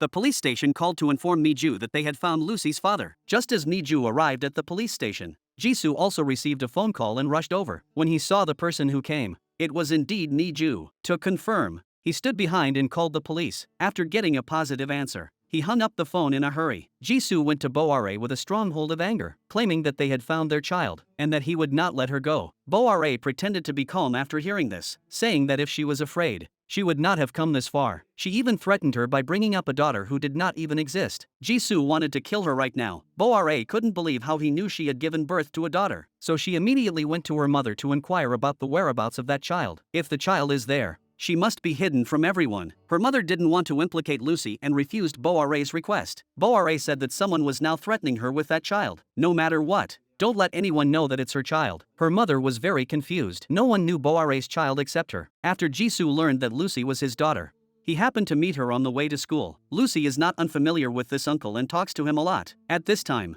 Jinho suddenly appeared. Lucy was very excited and called the prosecutor dad, when she felt very uncomfortable when he heard his daughter call someone else dad. But at the moment, he still couldn't recognize Lucy, so he made an excuse and left. Lucy looked at the back of her uncle's figure and inexplicably felt very sad. At such a young age, she still didn't know that he was her father. That day, Bo-ra was humiliated by Jinho's mother. Bo-ra, in order to please her future mother-in-law, gave her the hanbok she had carefully made all night. However, Minho's mother threw it away in one go and said that she, a mere adopted daughter, still wanted to marry into their family. Bo-ra could not bear to be called poor by others, and, suppressing the anger in her heart, she hid in the bathroom and shed tears of grievance. Minho, who was obsessed with Bo-ra, did not know her tactics at all, and, for this reason, he quarreled with his mother and was determined to be with Bo-ra. His mother was so angry that her head was about to explode. When Bo-ra came out of the bathroom, Minho's mother prepared some dried radish for her as dinner. Bo-ra greeted her with a smile when faced with the cold leftovers. Minho was enchanted by her simple character and, for the first time, he ignored his mother's objections and took Bo-ra away. On the other side, the assistant of the top chaebol's wife found the clothing store and hoped to wear the hanbok that her grandmother had made by hand again. As soon as the wife heard this, she became unhappy. Obviously, she is now the leader of the clothing store, but the other party insisted on wearing the hanbok made by her grandmother. The lady was at her wit's end. Bo-ra took the opportunity to provoke a relationship between the two. The lady asked Bo-ra if there was any way to. Bo-ra said that if she could seize this opportunity,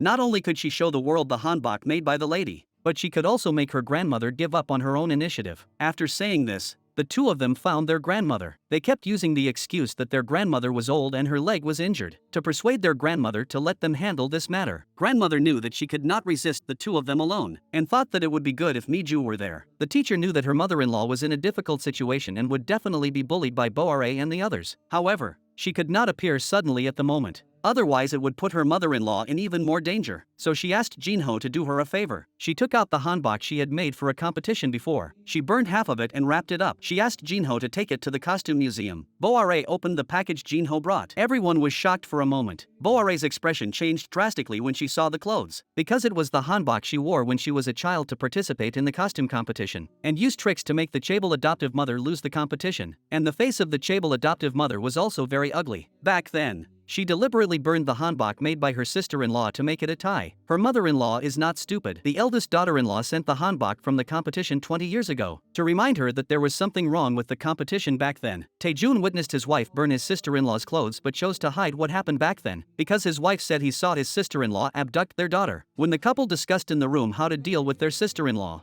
Grandma stood outside the door and listened to everything. Bo-ra saw her grandmother and quickly reminded her adoptive parents. When the couple came out and saw Grandma, they were ashamed. Grandma accused her daughter-in-law of why she did such a thing. She bluntly said she was not worthy of wearing hanbok. Grandma asked Jinho to help her run errands, and asked Miju to help her finish the chaebol wife's hanbok. Bo-ra also guessed that her grandmother could not complete the task alone, and that she would definitely ask Miju, who had been expelled, for help. Bo-ra immediately promised that she would make sure that her grandmother's hanbok would not be ready in time, and that the chaebol's foster mother would also have to make a hanbok. She would find a way to make the chaebol's wife wear only the hanbok they made. That day, the scheming woman took advantage of the fact that no one was in her grandmother's room, and secretly entered to take pictures of the hanbok she had made. But strangely, there was only the skirt, not the top. She guessed that it must be in Miju's hands. Bo-ra immediately asked her mother to buy her a mobile phone, so that she could go back and secretly take pictures of the hanbok her sister made. Her mother did not want to do anything to hurt Miju again. Bo-ra saw that her mother was reluctant and lied, saying that this was the last time. Then she said that she was going to marry a chaebol's son soon, and asked her mother to find Miju a hanbok and told her to make sure to use pink fabric. After all, she is her own daughter. Her mother decided to help her for the last time. Yuyun took out her phone and took a picture of the clothes made by Miju, but she didn't expect this scene to be seen by the confused Lucy. After Miju came in,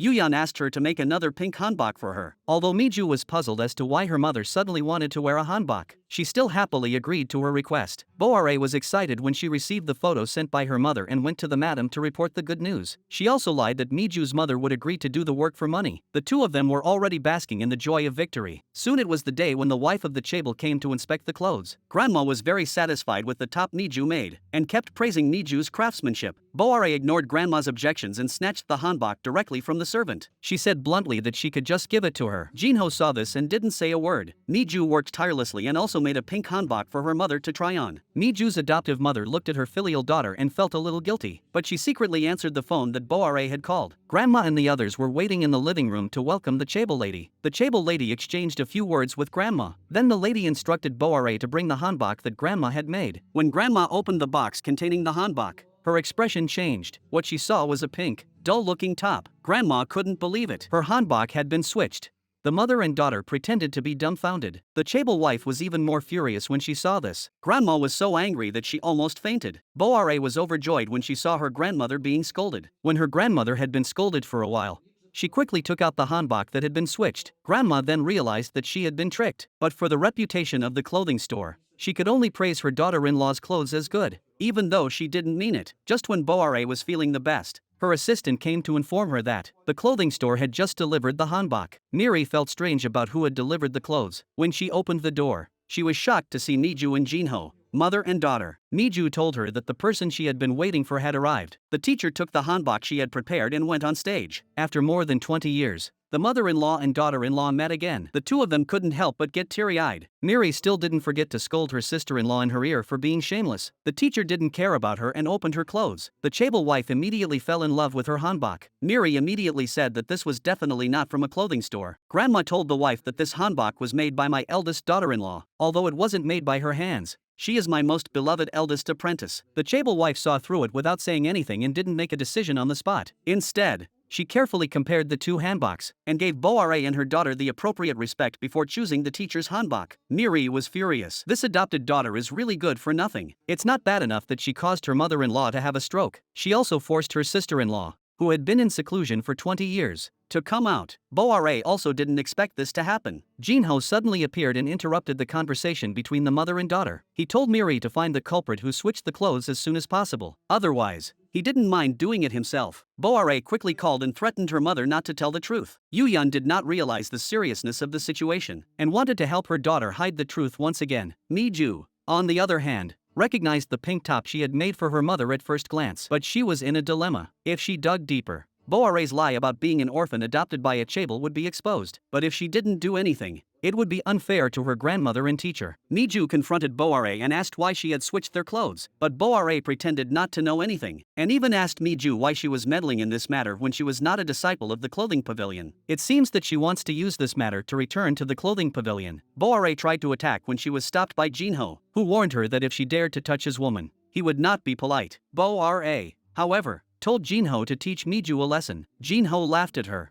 saying that she had no right to say such things. She had just become an adopted daughter of this family and wanted to bring down her grandmother. Boare was suddenly speechless when she was told this. The teacher also warned Boare not to treat her apprentices like that. Boare was about to go back when she heard the lady of the house and the butler talking. She learned that her uncle was the one who killed her daughter and lost her. The foster mother, Joan, told the butler to leave here quickly. After the three of them returned, they didn't know how to start. Lucy said that she saw her grandmother taking pictures of her mother's clothes with her phone that night. Yuyun was shocked when she saw the hanbok when she returned home. She was still strong and calm, lying. At this time, Miju was packing her things and planning to go to the clothing museum to expose everything. Yuyun stopped Miju and said that if she wanted to get out, she would have to step over her body. When she heard that Boare might be expelled from the clothing museum because of this, Yuyun even kneeled to Miju, but Miju would not condone her mistake this time. The clothing museum was about to conduct a thorough investigation into the swapping of the hanbok. Miju took out her phone to prove that she had made the swapped clothes, but her mother sent it to Boare. Boare said that Miju's mother sent it to her to ask her how much the dress was worth, but she ignored it. Then Boare started to frame the teacher again, saying that she arrived there in time with an identical hanbok, as if she knew the dress would be switched. Boare mocked the teacher,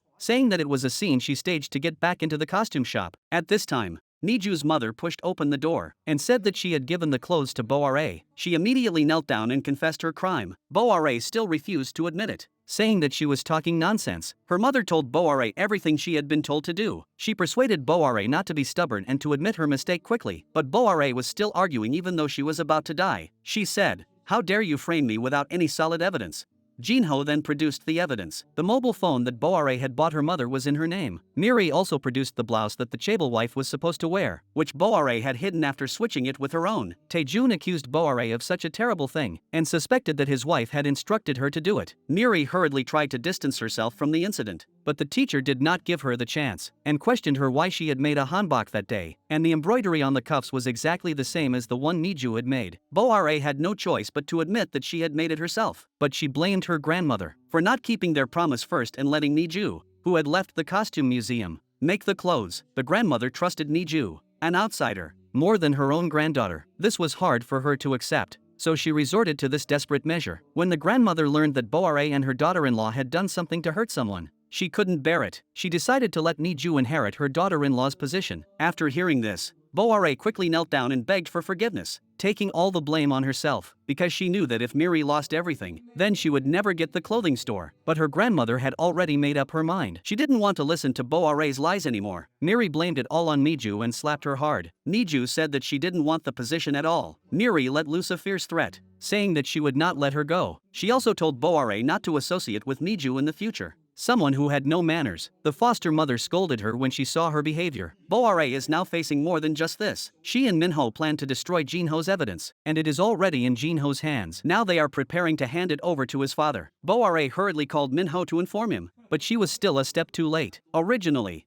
the chairman was very satisfied with Boare. Now, however, he strongly opposes her. The brothers almost fought over this. Boare hurried to Minho's office and confronted Jisoo when she saw him. She asked if he was behind this. Jisoo also learned to pretend to know nothing. Boare was furious and threatened to make him go to jail again. However, this scene was witnessed by Minho, who had just pushed open the door. When she saw Minho, Boare once again became a pitiful look. She said that Jisoo was bullying her and asked Minho to take action for her. Jisoo also left the engagement ring and a letter that Minho had asked him to buy on the table without explanation. Boare became alerted when she saw her name on the envelope. She quickly snatched the envelope from Minho and rushed out of the office. Boare opened the letter and was shocked to find not only the evidence that she was not an orphan, but also a photo of her pregnancy and a sweet photo with Jisoo. Just as she was panicking and trying to hastily destroy the evidence, Jisoo appeared in the hallway and told her to just tear them up, that it was only part of what he had prepared. Jisoo wanted to slowly torture Boare, and the two of them got into a fight. Yu Yun, in order to prevent Niju from finding her biological parents, deliberately used her toothbrush to brush her teeth, which disrupted the genetic test, which directly resulted in Miju not being able to find a match in the missing person file. Miju was a little disappointed and thought that her biological parents did not want to find her, and her teacher also felt that she was overthinking it, and thought Miju was his niece. The two of them still don't know that Yuyun is behind all of this. Yuyun contacted Boare in order to secure her daughter's life in the wealthy family, and asked her to hide all of Niju's childhood photos. She was worried that Niju would discover the truth if she went to the clothing store every day. Yuyun felt that this was great motherly love. Boare was about to take the photos when she was startled by the woman behind her. She pretended to be calm as she took the photos. Taejun came out at this time and saw that his daughter's photos were gone. His first suspicion was Boare. Just as Boare was frantically hiding the photos, Taejun pushed the door open and looked around the situation before making an excuse to see the layout plan for the exhibition. Boare immediately plugged in the USB drive and asked her adoptive father to sit on the stool and watch. The images that played out shocked both of them into silence. Boare then realized that she had been tricked by Jisoo again. She quickly closed the computer and didn't know how to explain it for a while. Facing her adoptive father's questioning,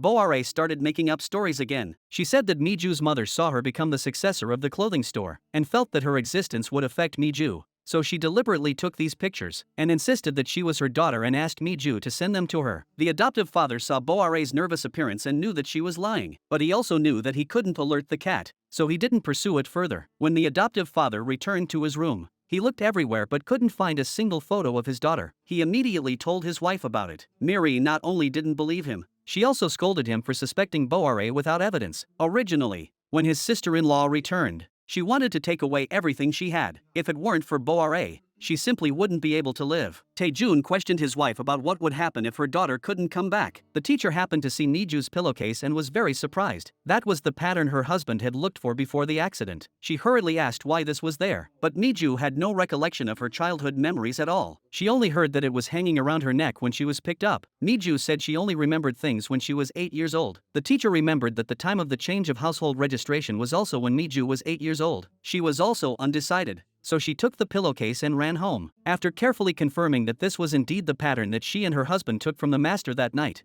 the next day, when she and Miju were visiting her grandmother. Miju drank the sweet tea made by her grandmother and knew right away that ginger had been added to it. Her grandmother praised her for having a keen sense of taste, but Miju quickly denied it, saying that she seemed to have drunk it when she was a child. The teacher suddenly became alarmed and hurriedly asked her grandmother for a photo of her niece when she was young, but the disciple said that all the family photos had mysteriously disappeared. Miju was about to leave when she was stopped by Taejun. Taejun asked her if she knew how to use a computer to copy things onto a USB flash drive. Miju asked with a puzzled look on her face what is a USB flash drive. Jinho also chimed in, saying that she hadn't taught Miju how to use the phone. Taejun got the answer he wanted, and took the opportunity to apologize for hurting Miju so many times for Boare's sake. Miju couldn't stand this big etiquette. She quickly held back Professor Taejun. After the two of them left, Taejun silently looked at the hand that was being held by Miju. He inexplicably felt warm. Boa, who had been taken advantage of by Jisoo, was resentful. She found Jisoo's new home. The idiot didn't even change the password. Boare turned on the computer and sure enough found the evidence he had taken. She deleted everything on the computer. Then she rummaged through the drawers to find the photos, but they were all copies, and she couldn't find the originals. She just left the house and ran into her mother. Her mother saw the photos Boare dropped. Boare hastily picked them up. Her mother asked Boare if the man she had found last time was the baby's father. Boare didn't deny it, even if it was. So what? The baby is already dead anyway. Then she couldn't help but ask her mother again, is the baby really dead? Her mother promised that she would be struck by lightning if she lied. Watching Boare's back as she left, her mother was terrified. What if the baby's father finds Lucy? Minho's mother was caught by Boare's adoptive mother and had no choice but to agree to their marriage. Now the two families are preparing for their wedding. Boare finally married into a wealthy family as she wished. Minho spent a fortune booking the wedding hall. Boare was obviously overjoyed but said it was too extravagant, so her adoptive mother used this as an excuse to suggest a simple ceremony in the family courtyard. Although Boare is her adopted daughter, she doesn't like her spending money. Minho's mother already looked down on her daughter-in-law's lowly status. Now she saw that they were unwilling to share the costs, so they had a big fight. Minho quickly pulled his mother back and promised that her adoptive mother would not have to pay. Next came the discussion about the dowry. Minho's mother wants the adoptive mother to buy a new set of furniture. The adoptive mother says that Boare will be moving in with her husband after the wedding. It would be a waste to replace the good furniture. Minho's mother is furious. If she doesn't want to buy furniture, then she should buy an apartment for the couple to live in. The adoptive mother is even more unhappy. She says that Minho had said that he only wanted Boare when they got married. Minho's mother thinks that the adoptive mother is no different from a robber. But Minho didn't feel anything wrong about it. He even blamed his mother for being too stingy. Then Minho used his own money to have Boare design clothes, which sold like hot cakes. This convinced his father to agree to their marriage. Minho felt like a happy child because he had married the simple and kind Boare. Although Boare was happy, she was also uneasy. She knew that her ex-boyfriend would never let her go. He would definitely find a way to sabotage her wedding. At this time,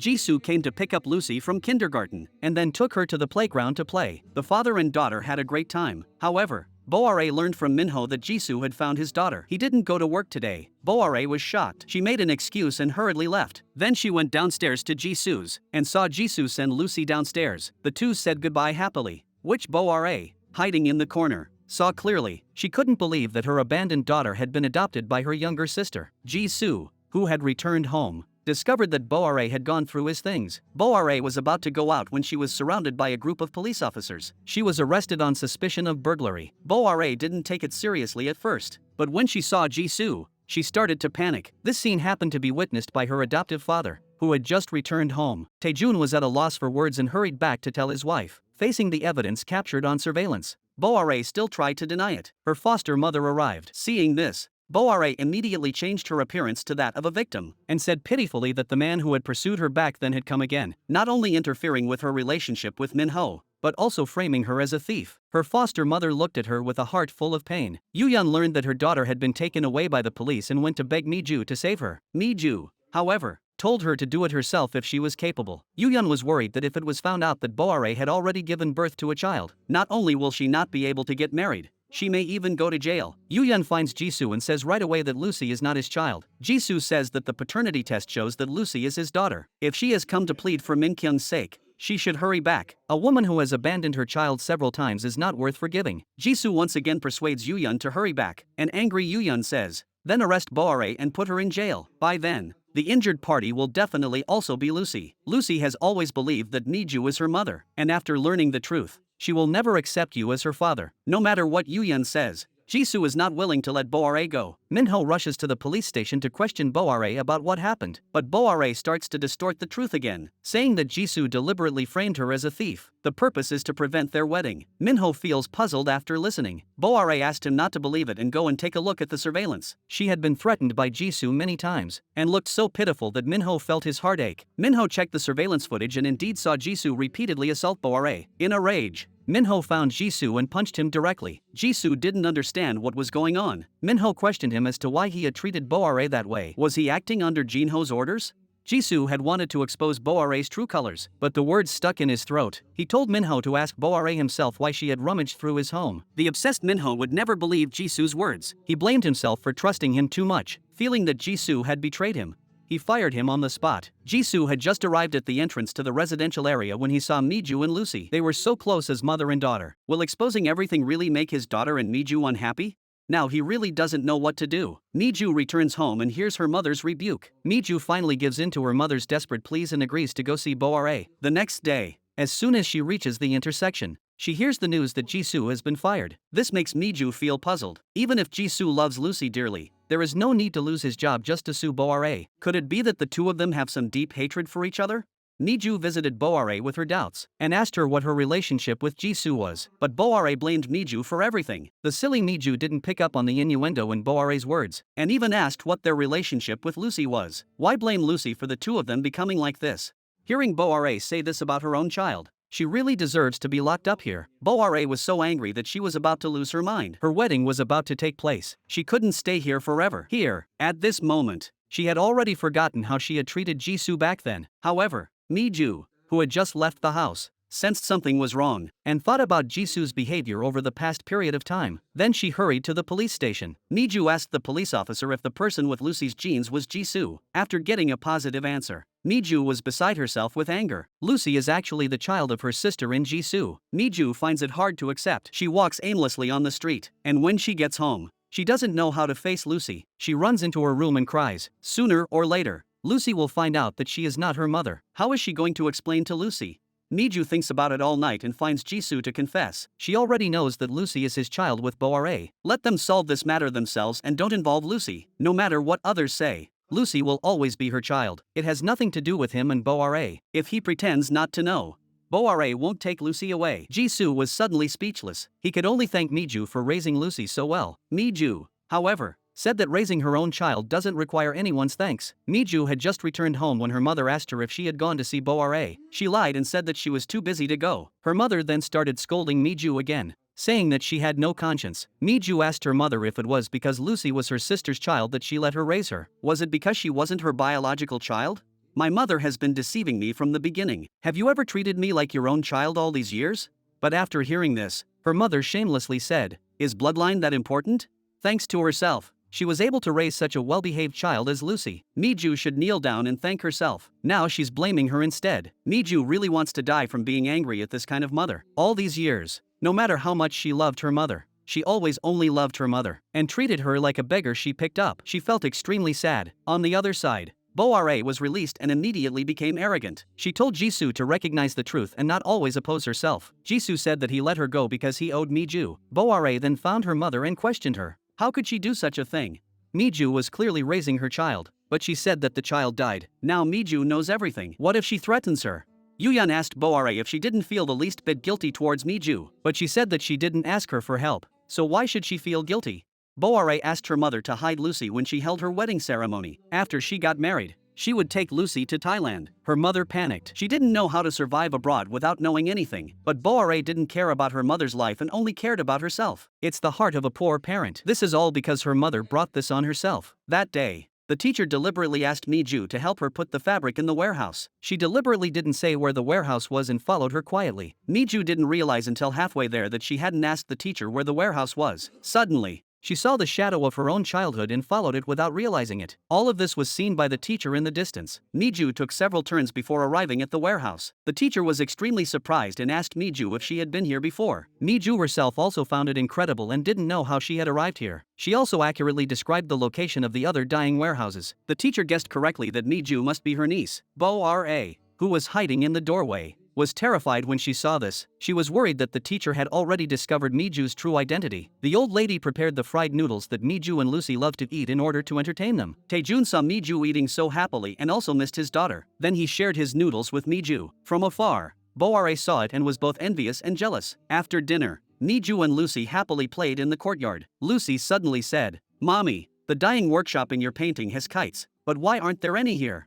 Miju looked up at the sky and seemed to think of something. She told Lucy to wait a moment. At this time, Taejun also hurriedly followed. Miju ran to the corner of the courtyard and took out a long-forgotten box from inside. Lucy asked her mother what it was. Miju told her that there were kites inside. When she opened it, there were indeed 2 old kites. Lucy curiously asked her mother how she knew there were kites in there. Taejun was even more surprised and immediately came over to pick up the kites. Seeing that there was his daughter's name inside, he excitedly asked Miju how she found it. Miju stammered and couldn't answer. In a daze, Taejun suddenly saw his daughter's shadow in Miju, but he dismissed the thought. Miju obviously had a mother. How could she be his daughter? But how did she know this?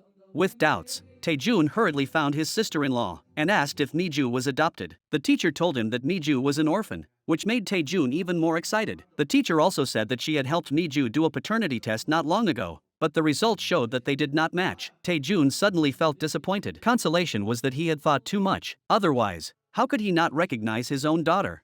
The teacher suspected that there might have been a problem with the toothbrush used for the test. Miju was preparing to go back with her daughter when she happened to bump into Madame and Boare. Madame saw the little girl running around the yard and asked her angrily who she was. Boare quickly said that this was Miju's daughter. Madame was already dissatisfied with Miju, and after hearing this, she was even more furious. She scolded Miju. She also said that Lucy was a fatherless child. Taejun came over and asked his wife to stop. It's normal for children to run around the yard. Boare watched her own daughter Lucy being scolded. Not only did she not defend Lucy, she took the opportunity to sow discord between them, and told her wife to ignore these ill-mannered people. Miju watched Boare go away and cursed her for not being worthy of being a mother. Miju came back and mentioned Lucy's biological mother to the teacher, which happened to be heard by Jinho, and he learned that Lucy was not Miju's biological daughter. Jinho remembered how cold he had been to Miju when he first found out she had a child, and felt really bad about it. Miju would rather be called an unmarried mother than give up Lucy, who was not related to her. This made Jinho even more determined to be a better father to them in the future. On the other hand, Boare was doing very well for herself. Minho not only bought her a lot of gold and silver jewelry as a dowry, but also gave her a new car. Boare, who had been at a loss for what to believe, could finally escape her life as a poor woman. But the second she got into the car, she saw Jisoo. It turned out that the car was one that Minho had asked Jisoo to choose earlier. He had even had a key made specially. Boare pretended to be calm and said that Minho didn't trust him anymore. Jisoo took out a USB drive. He wanted Boare to lose everything on her wedding day. Boare looked disdainful, thinking that the evidence he was collecting now was useless. However, Jisoo has already found his daughter. Now he is not afraid of anything. He wants to destroy Boare's life directly. That day, Taejun handed a sketchpad to Miju in order to test his conjecture. He asked her to draw a random picture for him. Madame was angry when she saw that the whole family liked Miju, who was uneducated. She directly said that Miju did not know how to refuse others. Miju felt that Taejun was not asking her to do anything bad, so why should she refuse?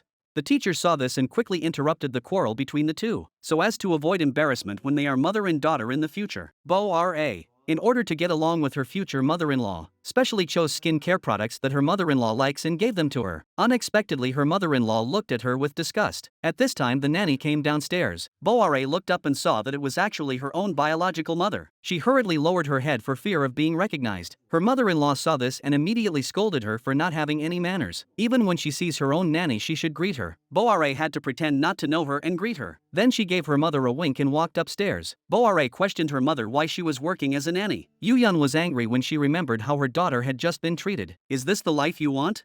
Boare said that no matter how malicious her mother-in-law was, she was better than a poor and incompetent mother. Yuyun was instantly speechless. At this time, Boare received a text message from Minho asking her out on a date, so she hurried to the agreed place. Minho asked her why she suddenly wanted to meet a friend. Boare said she didn't do that. Just as the two were puzzled, Boare's college classmate came over to greet her. She immediately called her classmate aside and asked them not to talk nonsense, and not to mention her past with Jisoo. Before long, Jisoo also arrived. Minho saw and immediately came over. Hearing the classmates talk about Boare's past, Minho looked incredulous. He asked Boare to give him a reasonable explanation. Boare immediately accused Jisoo of being a stalker who pursued her in college. The students around her immediately defended Jisoo. It was obvious that she liked the senior and wouldn't let him go. Everyone said that Boare had betrayed the senior. Boare was so angry that she told them to shut up. A classmate couldn't stand it anymore and asked Jisoo why he didn't refute it. Jisoo said that this was the only way to make Boare tell more lies. Minho grabs Jisoo and makes him explain. Boare sees this and immediately throws something on the ground to try to stop them from continuing. Then she deliberately accuses Jisoo of having hurt her. Jisoo tells him to cancel the wedding with Boare or he will regret it for the rest of his life. The infatuated Minho punches Jisoo directly. No matter what they say, he will marry Boare. Jisoo saw that Minho was being stubborn, so he had no choice but to bring out the evidence at tomorrow's wedding and let everyone see whether he was crazy or Boare was lying. Minho hurriedly left after dropping Boare off at the clothing store. Seeing Minho's indifferent attitude, Boare panicked a little. She knew that Jisoo would never give up. Boare immediately called her mother and asked her to take Lucy to the nearby hospital. But her mother thought that the baby was fine, so why go to the hospital? Then Boare called Jisoo again and said that Lucy had been in a car accident on the way. Jisoo didn't believe her at first, but Boare deliberately provoked him. Just as he was about to go to the hospital, he saw Yuyun preparing to go to the wedding. Boare looked around when she went out, afraid that Jisoo would come and ruin her good deed. Minho told her not to worry, that Jisoo was being watched and would not come. At this time, Jisoo sent a recording. Boare hurriedly ran aside to listen. Inside was the content of what she had just said about abandoning Lucy. The day of the wedding, the sky was dark with thunder and lightning. Her mother was anxiously thinking about seeing her. While Minho was answering the phone, she pulled Boare aside. Boare saw her mother like she saw a ghost. Her mother handed Boare the wedding ring she bought herself. Boare hurriedly pushed her mother away for fear of being seen by Minho, who knew that the ring was thrown onto the road. When Yuyun went to pick up the ring, an accident happened, but Boare ignored her injured mother. Jisoo saw this and immediately picked up Yuyun. Then he dialed Boare's phone and questioned her whereabouts. But Boare was only thinking about her wedding, hung up the phone and walked towards the dressing room. Fortunately, the ambulance arrived quickly, but at this time, there was no one else around. Calling Miju's phone, but no one answered. Jisoo had to accompany Yuyun to the ambulance. Taejun, who was preparing to go to the wedding, saw the sketchpad he had given to Miju. When he opened it, it turned out to be a drawing of his daughter when she was little. Taejun trembled with disbelief. Running in the rain to the warehouse, Bori, who was sorting fabrics, was stimulated by the sound of the thunderstorm. Images of her childhood kept flashing through her mind. Miju covered her head in pain. Taejun pushed open the door and saw his daughter's face in Miju. Taejun hurriedly catches Miju as she is about to fall. Taejun is certain that the Miju in front of him is his long-lost daughter. Miju, who cannot bear it for a moment, faints again. Taejun quickly carries Miju on his back and goes to his mother's room to rest. Miri, however, comes over and urges him to hurry to Boare's wedding. Taejun is now only thinking about his daughter. He says that he will go anywhere if Miju doesn't wake up. Miri saw that her husband was unwilling to go, so she had to go alone. She asked Boare if she knew that Miju was an orphan. Boare was momentarily distracted and quickly lied that she didn't know. Miju had just regained consciousness and familiar yet unfamiliar memories kept popping up in her mind. She felt puzzled as to why she called her mother madam. Taejun asked her with anticipation what she had just said. Miju was a little at a loss for words and said she didn't know, just as she was about to take her daughter home. Memories from her childhood once again came flooding back. Miju vaguely guessed that she was the daughter who had gone missing from the clothing store. The teacher was about to tell her that her mother had been in a car accident. Miju then received a call from Jinho and learned that her adoptive mother had been hit by a car and was hospitalized. She hurried to the hospital, while the teacher asked Taejun for her niece's childhood photos. However, all the family photos had mysteriously disappeared. Taejun suddenly remembered the flyers placed in the art studio. There were still photos of her daughter when she was a child on top of them. She asked her sister-in-law to show Miju. On the other side, Minho's mother accidentally knocked over Boare's suitcase, and Miju's childhood photos spilled all over the floor. She thought they were Boare's childhood photos, and wondered if her daughter-in-law had had plastic surgery because she looked completely different from her childhood self. Jinho was also curious and grabbed the photos. At a glance, he recognized that they were the photos that had disappeared from the clothing store. He learned from his stepmother that they were Boare's, so he took the photos to the clothing store. Miri was very surprised to find out where the photos were. Jinho said he found it in Boare's suitcase. Miri immediately defended Boare, saying it was impossible. Boare must have been framed by someone to do such a thing. Seeing this, how could she still protect Boare? Taejun finally saw the true face of the evil adopted daughter. He gave Boare a hard slap in the face and questioned her why she had stolen the photo. Unexpectedly, Boare began to lie again, putting the blame on Miju, saying that she had secretly put the photos in the luggage when she helped her move the previous 2 days. At this point, Taejun simply would not believe Boare's words anymore. The lady on the side was also trying her best to defend Boare, and asked her husband not to torture Boare anymore. Why should you side with that lowly and ill-mannered child? Grandma couldn't stand listening anymore and asked her to be careful with her words. The lady said that she hadn't said anything wrong. Giving birth to a child without a father at a young age is a wild child. Just looking at her mother, you can tell what kind of person she is. Taejun felt that there was no point in saying anything now. The truth would soon come out. He asked his wife to respect Miju in the future so as to avoid embarrassment. When the truth was revealed, he would deal with Boare. As the teacher was waiting for Miju to return, she handed the photo to Lucy. Unexpectedly, it was seen by Yuyun, who had returned first. She directly hid the photo in her clothes. Miju returned after a long day and quickly fell asleep. Yuyun secretly went to get her clothes in order to prevent her from recognizing her biological parents. Went to get her clothes secretly, but was discovered by Lucy. Lucy didn't see the missing person's poster in her hand and immediately looked for it, but saw it in her grandmother's clothes pocket. Yuyun immediately grabbed it when she saw this, but Miju grabbed it. Miju opened it and saw that the person in the photo looked exactly like her when she was a child. She immediately questioned her adoptive mother about what was going on. Yuyun didn't know how to explain. Miju also realized that her adoptive mother had known her whole life. The next day, the teacher came to ask Miju if she knew the person in the photo. Miju had not yet sorted out her feelings and deliberately lied. This made the teacher even more at a loss as to what to do. Yuyun here also told Boare about Miju's recovery of her memory. Soon everyone will know about this. She advised Boare that it would be better to turn herself in. However, Boare arrogantly said that she had done nothing wrong, so why should she turn herself in? Boare told her mother not to worry about it and that she would handle it herself. Then she handed her mother some money and told her to take Lucy and go abroad as soon as possible. If Minho knew that she had a child, he would definitely abandon her. The mother had no choice but to agree to Boare's request. At this time, Miju was invited by Jinho to the company to review Madam's work. However, Minho wanted to mass-produce traditional Korean clothes, so Boare used the sewing machine without permission, and thus lost the meaning of traditional handicrafts. When the chairman learned about this, he angrily destroyed the entire shipment. Boare immediately stirred up trouble with Madam. She said that Miju had said that the products she designed were worthless. Madam could no longer bear it and angrily found Miju. Miju had not yet had a chance to explain when she was slapped hard. Boare then walked in and provoked even more. Miju was also very surprised. Her mother had been making hanbok her whole life, so how could she not know the taboos of making traditional hanbok? Miju was sad to hear this after learning that she was her mother, until her mother left. Boare then told Miju that all of this was her work, and told Miju to immediately kneel before her father-in-law and apologize, saying that she had said the wrong thing. Miju saw that she had not only taken her life away, and now she wants to ruin her mother's career. She will not let Boare get away with it. Miju decides to get a paternity test to take back everything that belongs to her, but Boare stops her from doing the paternity test because she knows too many secrets about Madam. Once Miju's true identity is revealed, Madam will definitely be abandoned. Unexpectedly, this scene was seen by Taejun. He asked Boare what she wanted to do to Miju. Boare said that it was all caused by her father, because dad always protects Miju. She is arrogant and doesn't care about her mother. Taejun didn't want to waste any more time talking to her and took Miju straight to the hospital for a paternity test. Before they left, Miju gave her mother all the photos she had taken at the scene. Her mother then realized that she had wrongly accused Miju, but she didn't even say a word of apology. Miju could feel her mother's disgust for her. While waiting for the test results with her father, she felt both uneasy and scared. If she really revealed her identity,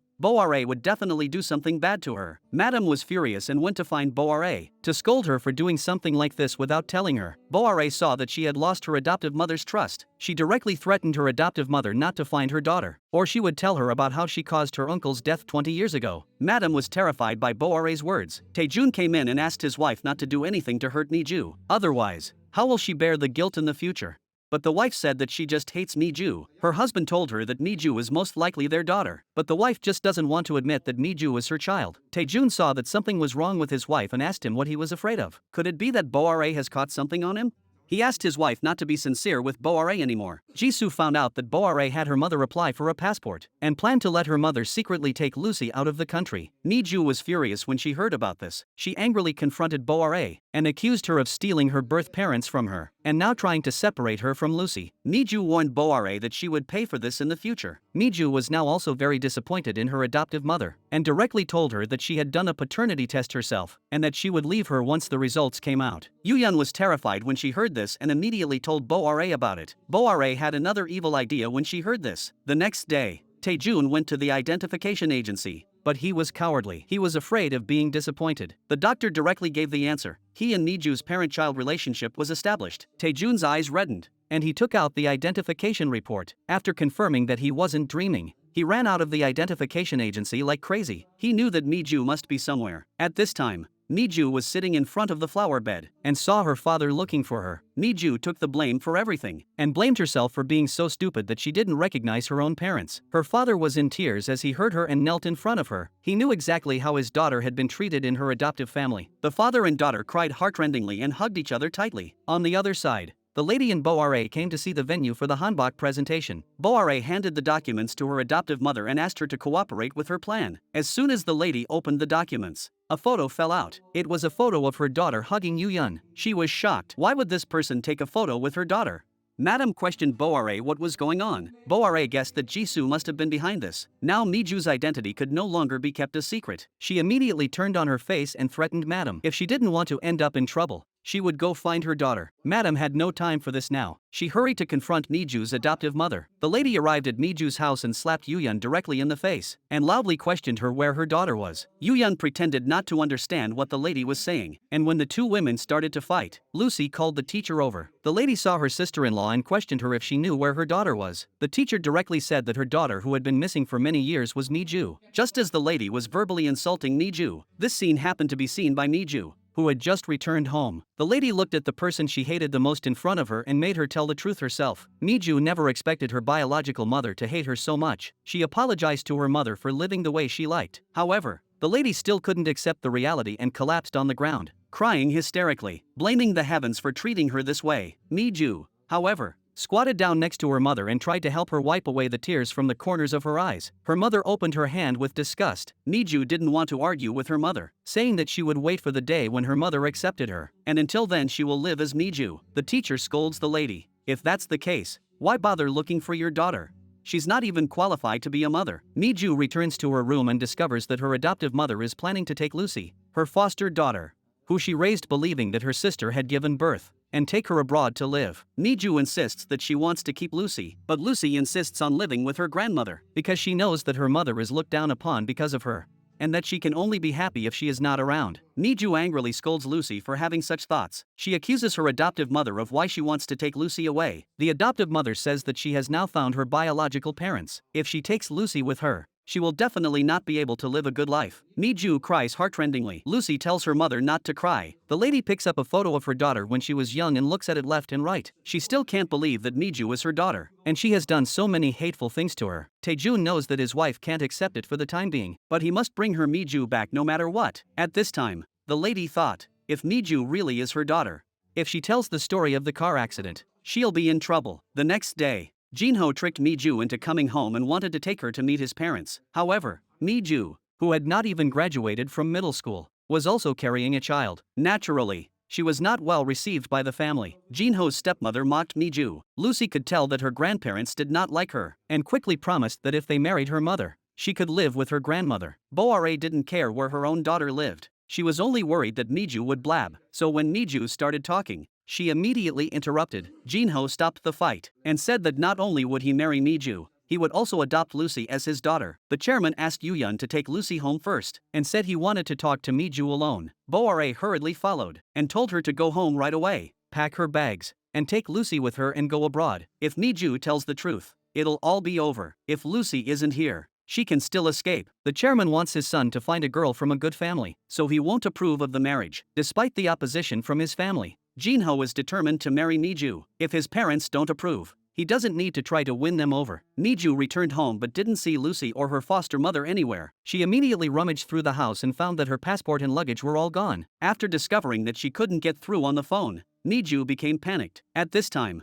Yu-yun was at the airport, but didn't know how to board the plane. Just then, Jisoo also arrived at the airport. Yu-yun quickly grabbed her granddaughter and hid. As a result, the boarding pass fell to the ground. Seeing that she couldn't escape, she hurriedly told Lucy to hide. At this time, Lucy had only one thought in her mind, that is to take this opportunity to leave her mother. Lee couldn't find Lucy. Knowing that Boare had done it again, she angrily found Boare and asked where she had sent Lucy. Boare said that if she wanted to find Lucy, she should not admit her true identity. Mi-ju said that she would not listen to her. Boare said that if that was the case, she would ruin Madame. Miju was so angry that she slapped her. Madame saw Boare's true face from the side and began to accept the fact that her daughter was Miju. The mistress finds Boare and asks her why she took Miju's child away and what relationship they have with them. Boare tells the adoptive mother to better not doubt her. The mistress is now in a dilemma. Not only is she afraid that her daughter will not be able to come back because of her, but she is also afraid that Boare will tell the secret. Miju and Jinho looked for Lucy at the airport for a whole day, but they didn't see her. Yuyan also realized the seriousness of the situation and regretted it. Lucy followed the bus to the terminal and got off, and went to the bathroom to wash her soiled pants and face briefly, so that she would not let slip anything that would lead to her family finding her, and she pretended to be deaf and mute. Miju could not find Lucy and knelt down to beg her adoptive mother to tell the truth. If she could just find Lucy, she could give up on her birth parents. But her adoptive mother not only did not reflect on her own mistakes, but instead blamed Miju for insisting on getting married. If Miju had not gotten married, she would not have taken Lucy abroad.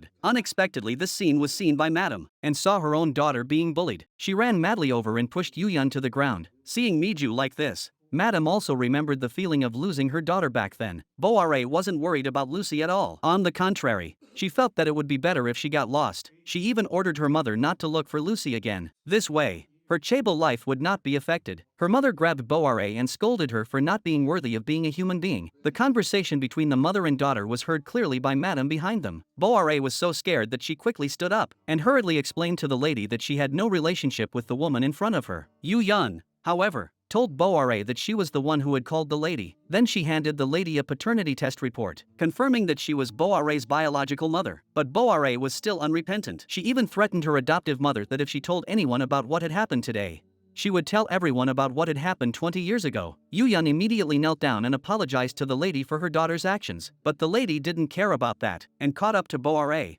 saying that she was going to tell her family that she was not an orphan. Boare had seized on the fact that her stepmother would keep her secret. Then she produced audio evidence of her stepmother killing her uncle 20 years ago. Boare really had her stepmother over a barrel. Yuyan saw how deranged her daughter had become and went straight to her son-in-law's company. She wanted everyone in the world to know that Boare was her biological daughter. Boare immediately gagged her mother and then forcibly dragged her into the car. As soon as she got in the car, she accelerated the gas pedal and wouldn't stop until her mother promised to help her keep the secret. Yuyan really regretted giving birth to such a daughter. Lucy slept on the street all night and woke up hungry in the morning. Just when she couldn't stand the hunger anymore, she was discovered by an old security guard. The old man asked Lucy where her home was, but Lucy just shook her head and cried. The old man had to take her to the security office. Seeing her leg chains, the old man was a little curious. Lucy hurriedly took off her leg chains because her mother's phone number was on them. The security guard said he meant no harm and then took out a lunchbox and offered it to Lucy. Lucy wolfed it down. After she finished eating, he handed her over to the police. Lucy let out a sigh of relief. She thought that with the police looking after her, she wouldn't have to worry about food or shelter. However, after only half a day,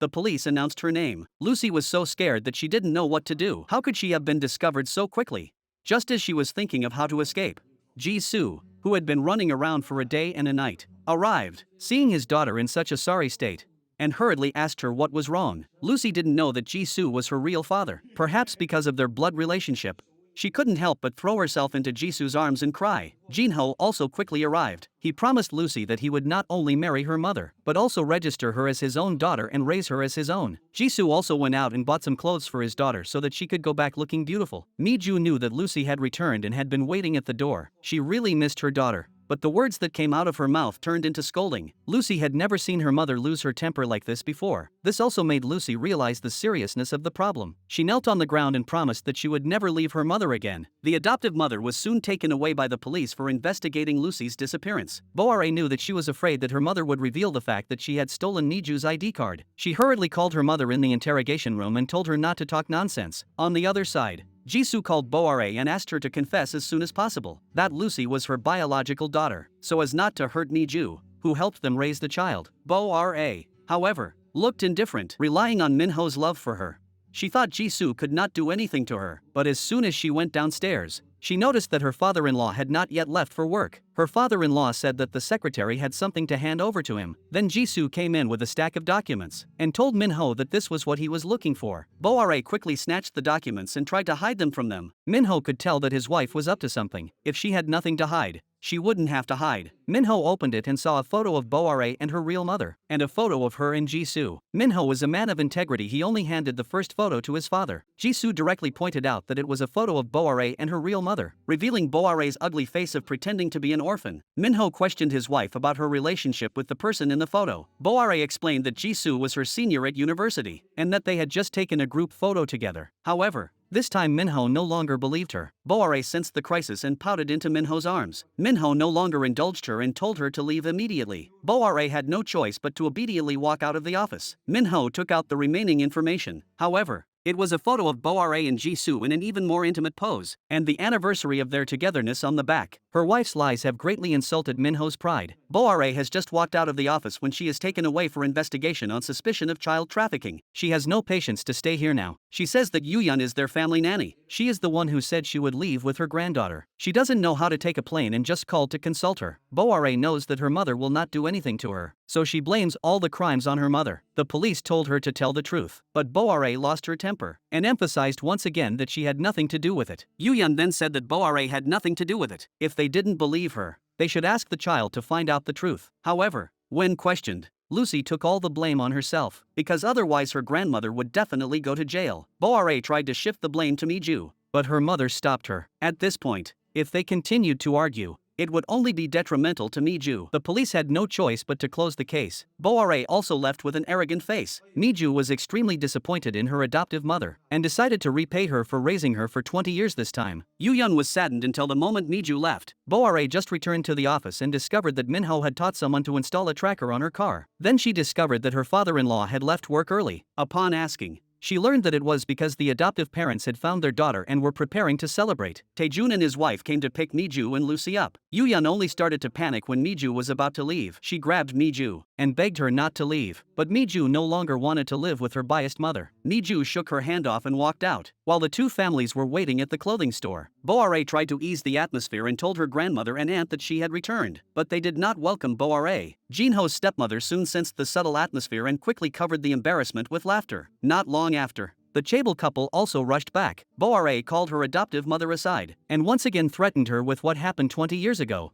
asking her to stop this family reunion. Madam said she could do nothing about it. Miju's background is not something only she knows, but she made a proposal that Boare could not refuse, which is to have a hanbok competition between her and Miju. She will help Boare get the position of the costume gallery curator, and send Miju and Lucy to study abroad. In fact, this is a trap set by her. In the expectation of the two families, Miju and Lucy walked into the venue. Jinho was surprised. How did Miju come here? Her stepmother also thought that Jinho had no sense of propriety and had brought Miju here. Minho said from the side that this is a family banquet. It's not good for unrelated people to come without being invited. Grandma said she asked Miju to come. Then Taejun announced in public that Miju was his long-lost daughter. Jinho was even more unaware of Miju's background. The two talked about the past. Since Miju came from a noble family, her father had no reason to oppose their marriage. Minho felt bad and left in a huff. Boare saw this and hurried after him. Minho questioned her if she had known Miju's background, and that's why she hid the photo in her room. Boare said innocently that she really didn't know. Minho said that the most difficult thing for her now was that her eldest brother was born to the original wife, so he fell in love with his biological daughter. He, the son born to the concubine, worked hard for 30 years, but in the end, he married an imposter. Boare immediately pretended to be pitiful, hugging Minho and asking him not to do so. Minho shakes Boare off and warns her not to come near him again. Boare is terrified. She can't lose Minho. Boare is about to drive after him when Jisoo gets in the car and tells her to drive to the warehouse in the west of the city. Boare is about to resist, but then she thinks that Minho has installed a tracking device in the car. If he knows where she is, it could be an opportunity. So she drives to the warehouse in the west of the city and sends a text message to Minho asking for help. Minho really does love Boare. He rushes to the warehouse. Jisoo takes her to his abandoned factory. Boare sees this and tries to provoke Jisoo in every way she can. Jisoo loses his temper and gives her a big slap. Minho arrives at this moment. Boare immediately pretends to be pitiful and grabs Jisoo, begging him not to torture poor Minho anymore. Minho saw Boare being bullied and rushed over immediately, holding the dying Boare in his arms. He was heartbroken. Then he turned around and punched Jisoo, and then kicked him hard on the ground. When it looked like Boare's plan was about to succeed, Jisoo took out a remote control and told the dog licker to open his eyes wide and see Boare's true face. Then on the screen appeared the video of Boare proposing to him back then. Boare even happily promised to love only him. After watching it, Minho was so angry that he almost died where he stood, because Boare had been lying to him. saying that she had never been in love. Boare immediately tried to defend herself, saying that she had done something she regretted because she was just trying to survive. Minho couldn't bear to hear any more of her lies and gave her a hard slap. Although he was the son of a concubine, he had never been humiliated like this in the past 30 years. Boare clung to his thighs, begging for forgiveness, and saying that she knew she was in the wrong. She could not be forgiven, but she also begged him not to abandon her. Seeing that Minho was unmoved, Boare knelt before Jisoo again and begged him to stop. She never loved him, she only used him to fill her stomach. Minho warned Jisoo not to interfere in his family affairs again. Jisoo could see that he still had feelings for Boare, but Boare couldn't see it. She only wanted to preserve her life in the wealthy family. She promised that she could help Minho get the clothing store, because she has something on her adoptive mother, so her adoptive mother will help her become the curator of the clothing museum. Hearing such good news, Minho immediately fell in love. As long as he gets the clothing museum, he can trample his brother Jinho underfoot. But as soon as he got home, he heard his mother say that Boare was going to be abandoned. In anger, Minho threw everything on the floor. She questioned Boare how she could get the curator's position like this, but Boare said this was to be expected. Now all they need to do is work together as a team, and threaten her with what her mother did to Jinho's mother, to convince her to give up her plan to abandon them. Minho's mother really thinks this woman is terrifying. Boare wakes up in the morning and finds that her husband is not beside her. She rushes downstairs. She finds that her husband has slept in the living room all night. In order to prevent the chairman from finding out about the two of them, Boare makes Minho's favorite breakfast. Minho is in no mood to eat when he sees Boare, so he goes straight to work. Boare hurriedly found her foster father and threatened him not to abandon her. Taejun said, "Don't you know what I've done?" Boare told him not to do it. Otherwise, it would bring the clothing store into disrepute and make her foster parents lose face forever. Taejun couldn't believe how shameless and heartless Boare was. After Boare left, the lady of the house rushed up and asked her husband to give up abandoning her. But Taejun was determined and would not give Boare any more chances. After Miju's wedding, he will go through the divorce procedures. At the company, Boare's proposal, which was written without Minho's help, is full of loopholes. This makes the chairman furious. Jinho and Miju's plan, which was discussed after the field trip, is approved by the chairman. He even asks Miju to bring Lucy to his home to play. Miju is stunned. Did the chairman accept them? Soon, Jinho and Miju will hold a traditional wedding at the clothing gallery. Boare is up to something again. She immediately calls her adoptive mother, and uses the fact that she caused her uncle's death 20 years ago to trick her into leaving. The most important thing about a traditional wedding is etiquette. If the mother is not present during the wedding will be ruined. Fortunately, Jisoo has discovered something wrong. He will not let Boare ruin Miju's wedding. Jisoo immediately brings his wife back to the scene. Then he calls Boare again, and says that he wants to take this opportunity to make Lucy's situation public. Boare was terrified by the news about the baby. Minho came to his brother's wedding. Seeing Jisoo made him feel uncomfortable. He didn't even come to his own wedding. Jisoo said he had been to his own wedding. At that time, Boare's mother had an accident. Minho didn't believe that it was Boare's mother. At that time, Yuyeon stopped Minho. She confessed that she was Boare's mother. Minho's mind went blank. He felt inferior because of his illegitimate status, and never imagined that he would marry the daughter of the maid. Seeing his brother so happy, he couldn't help but envy him. Boare wanted to sabotage Miju's wedding, but her mother strongly stopped her. When she saw Jisoo, she rushed up like crazy, and threatened to tell everyone about Lucy if he didn't let her go. Minho saw the scene and remembered what Jisoo had told him before. Boare had tried to get an abortion in order to break up with him. Minho was a little suspicious of life. If Boare was pregnant with someone else's child before marrying him, he would never let go of this woman. After the wedding, Jinho was preparing to leave for the honeymoon when he suddenly received a call from his aunt. The ring that he had been unable to find after his mother's death was found in Minho's mother's room. Upon hearing the news, Jinho immediately cancelled the honeymoon and turned around to go back. Boare, who had just returned, happened to hear her aunt mention the ring. She guessed something and immediately called her mother-in-law. Now that the ring has been found, Jinho is on his way back. Boare also asked her mother-in-law to pretend not to know anything and that she would handle it. She did all this to please her mother-in-law. Her mother-in-law was very nervous as she remembered what happened back then. At that time, she was pregnant and wanted to see what the person living with the chairman looked like, so she met Jinho's mother at the supermarket. She accidentally dropped Jinho's mother's wallet on the ground. The two of them went to pick it up at the same time and discovered that they were wearing the same ring. Jinho's mother vaguely sensed something and was scared, so she quickly fled. Suddenly, she heard a brake sound behind her, and Jinho's mother fell to the ground. The ring. Jinho always thought that his mother had an accident because she wanted to buy eggs for him. Now he realized that there was another hidden story. After his father and stepmother returned home, Jinho took out the ring and questioned his stepmother why the ring was in her room. His stepmother said that it was her ring and framed Miju for stealing as soon as she entered the door. Unexpectedly, Jinho took out another ring. The stepmother was so scared that she couldn't say a word. She thought to herself, "This time, I'm definitely finished." The chairman saw his wife's guilty look and forced her to admit whether she had met Jinho's mother back then. After hearing Boare's words, the stepmother insisted that she had never met her. However, the chairman didn't believe her at all. Just then, Boare picked up the ring and said that it was a gift from her husband a while ago. The chairman asked her why she had put it in her mother-in-law's jewelry box. Boare lied and said that it was because Miju was wearing the same ring, and she was embarrassed to continue wearing it. So she asked her mother-in-law to keep it for her. Jinho asked her to explain why there were bite marks on it. Miju realized that Boare was trying to drive a wedge between the brothers. Now there was no evidence, and Boare had an excuse to get out of it. So she quickly grabbed Jinho and said that she had retrieved the ring from Boare. She apologized to the chairman and the others, saying that Jinho was just missing his mother too much. Back in the room, the mother-in-law thanked Boare for helping her out. Minho told his mother to tell the truth,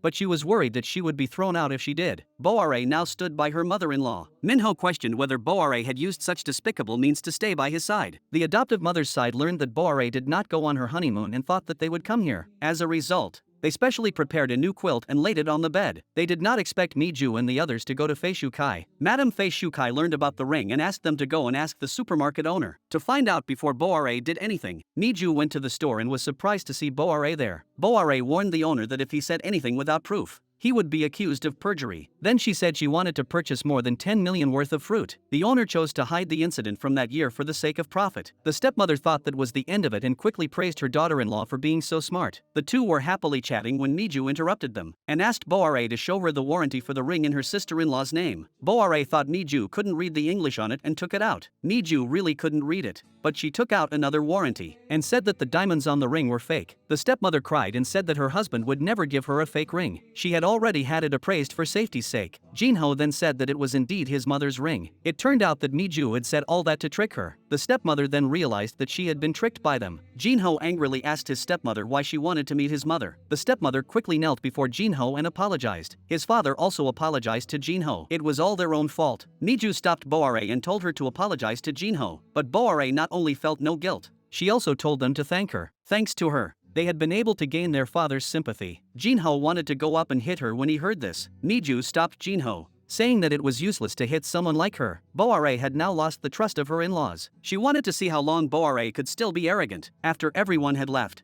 Boare immediately revealed her true colors. Unexpectedly, the chairman saw this ugly scene. Madame had been threatened by Boare and didn't want to sit around and do nothing anymore. Recalling Boare's strange behavior in the past, she felt that there must be something fishy about it. If she could catch her with something, she could get rid of the threat. So the wife found Jisoo, who had pursued her in college. Jisoo told the wife that they had been dating. The wife then asked Boare if she had ever been pregnant with his child. Jisoo hesitated a bit about whether to tell the truth. Facing the wife's desperate pleas, he finally told the truth. Jisoo said that no one knew that Boare had given birth to a child, and then produced her birth record. The madam really didn't expect Boare to have a child and still marry someone else without a care in the world. At this time, the madam received an ambiguous text message from the butler. She was shocked. Had the butler gone crazy?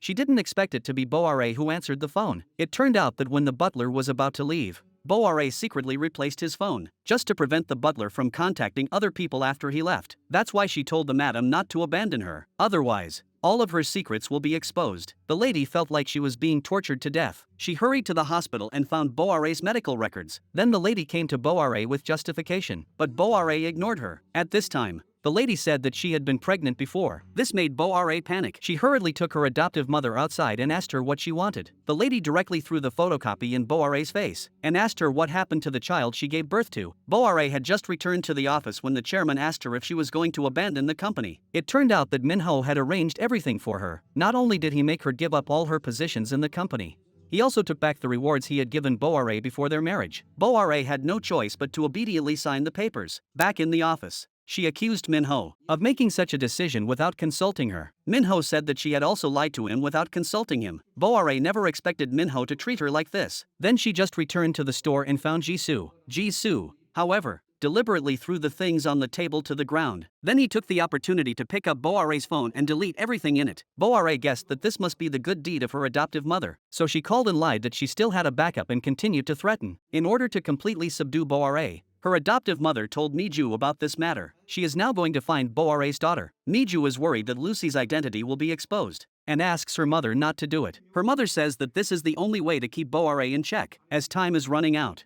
her mother speeds up. Miju is reminded of 20 years ago, when she was in her mother's car and saw her uncle pay for a car accident. Seeing Miju in pain, her mother quickly stops the car and asks if she is okay, but Miju immediately asks her why she didn't save her uncle that day. Her mother is incredulous that Miju suddenly remembered, but even so, she still chose to argue, and said that she had nothing to do with the accident, and that she was her own daughter and should not question this. Miju realized at this moment that her mother had been caught by Boare all along, and that her mother said she did this to protect Miju. Miju told her mother not to use herself as an excuse, and her mother prayed that she would forget everything. It was finally reunited. But should they just watch their own mother being kicked out? But Miju couldn't do it. Tell your mother not to look for Boare's child. If mom uses this to threaten Boare, she'll reveal everything. At dinner that night, Miju deliberately said that her friend was pregnant, and asked Boare what kind of gifts a pregnant woman would like. Everyone looked at Boare in surprise, thinking that she was pregnant. Boare hurriedly explained that she wouldn't know about such things, and that she wasn't pregnant. Miju said, "How could you not know?" Boare told Miju to step aside and talk, and dragged her into a room, questioning her. Boare then threatened Miju, saying that she was Lucy's mother and that she should keep quiet, or else she would take Lucy back. Miju pretended not to care, but she was actually very scared that Boare would take her daughter back. Boare was organizing the design drawings for outdoor clothing when she heard Miju flirting with Jinho. She was furious, and came to the door of the room. She then slowed down her pace, and saw Minho come back. Boare immediately greeted him with a smile. Minho asks her if she has finished the design. Yuyeon arrives early in the morning to Miju's parents' home to help them prepare breakfast. At this time, Miju and Boare have both woken up, seeing their mother. They are both shocked. Boare accuses Miju of calling her mother. Afterwards, she hurriedly tries to send her mother back. The mother-in-law comes out and says that she let her come. Miju doesn't want to see her adoptive mother work so hard. She tells her mother-in-law that she can cook whatever she wants, but the mother-in-law felt that she had paid so much in wages that she could not let it go like that. The chairman suddenly questioned why Yuyeon was still working here. This would make Miju very uncomfortable. Yuyeon said that she wanted to cook for the children, and Miju was not her biological child, so she asked the chairman not to mind. At this time, the chairman suddenly remembered what Jisoo had said about Boare being her daughter. Then he glanced at Boare and left. In order to distance herself from the relationship, Boare immediately ordered her own mother to work. Her mother-in-law couldn't bear to see this and scolded her for treating her own mother like this. Minho was even more furious when he saw Boare's biological mother here. He angrily scolded Yuyeon for being a domestic worker in this family and having to do a good job. He also told Yuyeon to go clean the bathroom later. Miju scolded Minho for being so unreasonable. Seeing her mother who had suffered so much, Miju felt extremely distressed. She told her mother to sit down and rest, and she would make breakfast. Miju sees her mother making kimchi for her and is moved to tears. Her mother also regrets not treating Miju better. Miju is sobbing uncontrollably when Jinho comes and asks Yuyeon to hurry back. The next day, the company's clothing design competition, Boare wins by 1 vote over Miju. As a result, Boare receives Minho's brief tenderness. Minho tells her to focus on preparing for the Fei Shukai competition next. Whether to forgive or to expel depends on this one time. Boare thought that as long as she won the competition, she could win Minho back. No matter what, she had to get it. Miju, who had recovered her memory, chose to do the right thing and expose her mother. In order to seek justice for her aunt, she exposed her mother's crime in public. She hoped that her mother would admit her mistake and sincerely pray for forgiveness. Of course, Madam would not admit it. In that case, she would definitely be expelled from the clothing gallery. Without consulting Miju, called her foster mother, who had raised Miju for 20 years, to testify on her behalf. Madam panicked. Boare signaled to her not to worry. It turned out that Boare had approached her mother before, and told her that if she wanted Miju to continue raising Lucy, she would have to do as she was told. Madam thought that Yuyeon would tell the truth, but she turned things upside down. Madam couldn't believe it. Why did this woman still want to lie?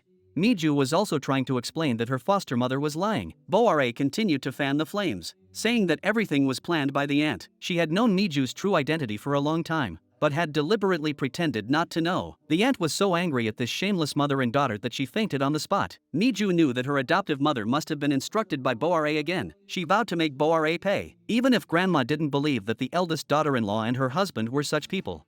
Who could prove that Miju's memory was right? For this reason, the lady came to request that another costume competition be held. Auntie knew she had already missed her last chance to expose Miju's mother's lies. She agreed to the competition, and the loser would have to leave the clothing store forever. Miju's mother readily agreed, and Miju hurriedly stopped her. No matter who won or lost, the family would be torn apart. Grandma agreed to the competition in order to find out the cause of her son's death and the reason why the housekeeper suddenly disappeared. Taejun saw that his wife had teamed up with Boare to bully Niju, warned his wife that if she messed up, he would not hold back. The wife told her husband that the winner of this competition would definitely be Niju. Boare overheard the two of them arguing, and then she had to plan for herself. So she found the wife of the chaebol and hoped that she would attend the competition. The wife did not hesitate to agree. Boare suddenly felt a burst of pride, so they would not favor Miju. Then she found an excuse to bring her mother-in-law to her aunt's hanbok shop, because her mother told her that Yongdu was in her aunt's hands. Boare took the dragon map while looking for clothes. Miju also found her adoptive mother and asked her to apologize to her adoptive mother for lying for her, but her adoptive mother insisted that she was right. Miju really gave up on her. She told her adoptive mother that if she didn't want to be alone in her old age, she should continue to do evil things for Boare. Lucy followed her mother and moved into the chaebol grandfather's house. Grandpa also loved his adopted granddaughter. After the chairman left, Grandma took out her anger on Lucy. At that time,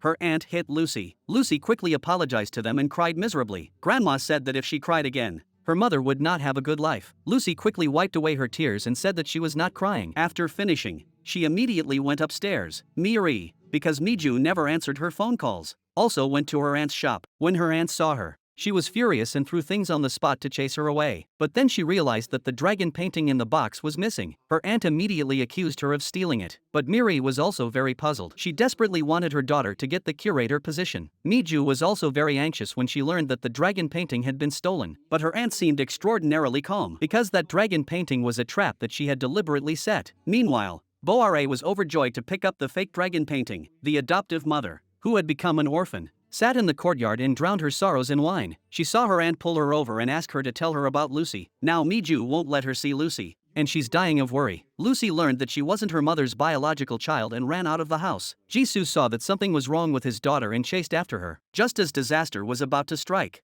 Jisoo hurriedly rescued Lucy. Even though he was covered in wounds, he still endured the pain and got up to check on his daughter's injuries. He didn't let go of Lucy until he was sure that she was okay. Yuyun saw all these people and wanted to join in on the fun, but found that the person being gawked at was her granddaughter. She hurriedly went up to see if Lucy was okay. When she saw Jisoo, she scolded him without saying a word, saying that it was because he wanted to see Lucy that something happened. Lucy immediately defended her uncle, saying that it was because of him that her uncle got hurt. Lucy saw the ambulance coming and wanted to go to the hospital with her uncle. Her grandmother stopped Lucy from going. Lucy broke free from her grandmother's hand and chased after her. Jisoo saw this from the car and felt so much pain in his heart that he had to ask the driver to stop, and then took her to the hospital together. After the examination, fortunately, the injury was not serious. Jisoo asked Lucy why she had run just now. However, she asked her uncle if she was her mother's biological daughter. Jisoo told her not to think nonsense. She was born by Miju's mother, because apart from Miju, she could not accept that she had another mother. At this time, Miju rushed over and hurriedly asked Lucy where she was not feeling well. Jisoo sent Lucy away and told Miju that they had heard something they shouldn't have. When the aunt heard the news, she rushed over too. Jinho asked the aunt if she had said anything in front of Lucy. The aunt said it was a conversation she had with Yuyun that Lucy might have heard. At this point, the aunt realized that Jisoo was Lucy's biological father. She guessed that Lucy's biological mother could be Boare. Miju then took Lucy back to her in-laws. The mother-in-law said that it was almost impossible to see her daughter-in-law. Miju apologized to her mother-in-law, saying that she had been really busy lately, and then she has to go to the clothing store again. She asks Lucy to wait for her downstairs. When Lucy sits down, her grandmother says she is too dirty. The grandmother then says that she doesn't look anything like Miju. Lucy feels extremely disappointed after hearing this. Miju comes down and sees that Lucy is crying. She is heartbroken. The grandmother tries to explain that she didn't make Lucy cry. Miju tells her daughter that no matter what other people say, as long as it's not from her parents, it's not true. Yuyun tells Boare about the near car accident that Lucy almost had. Luckily,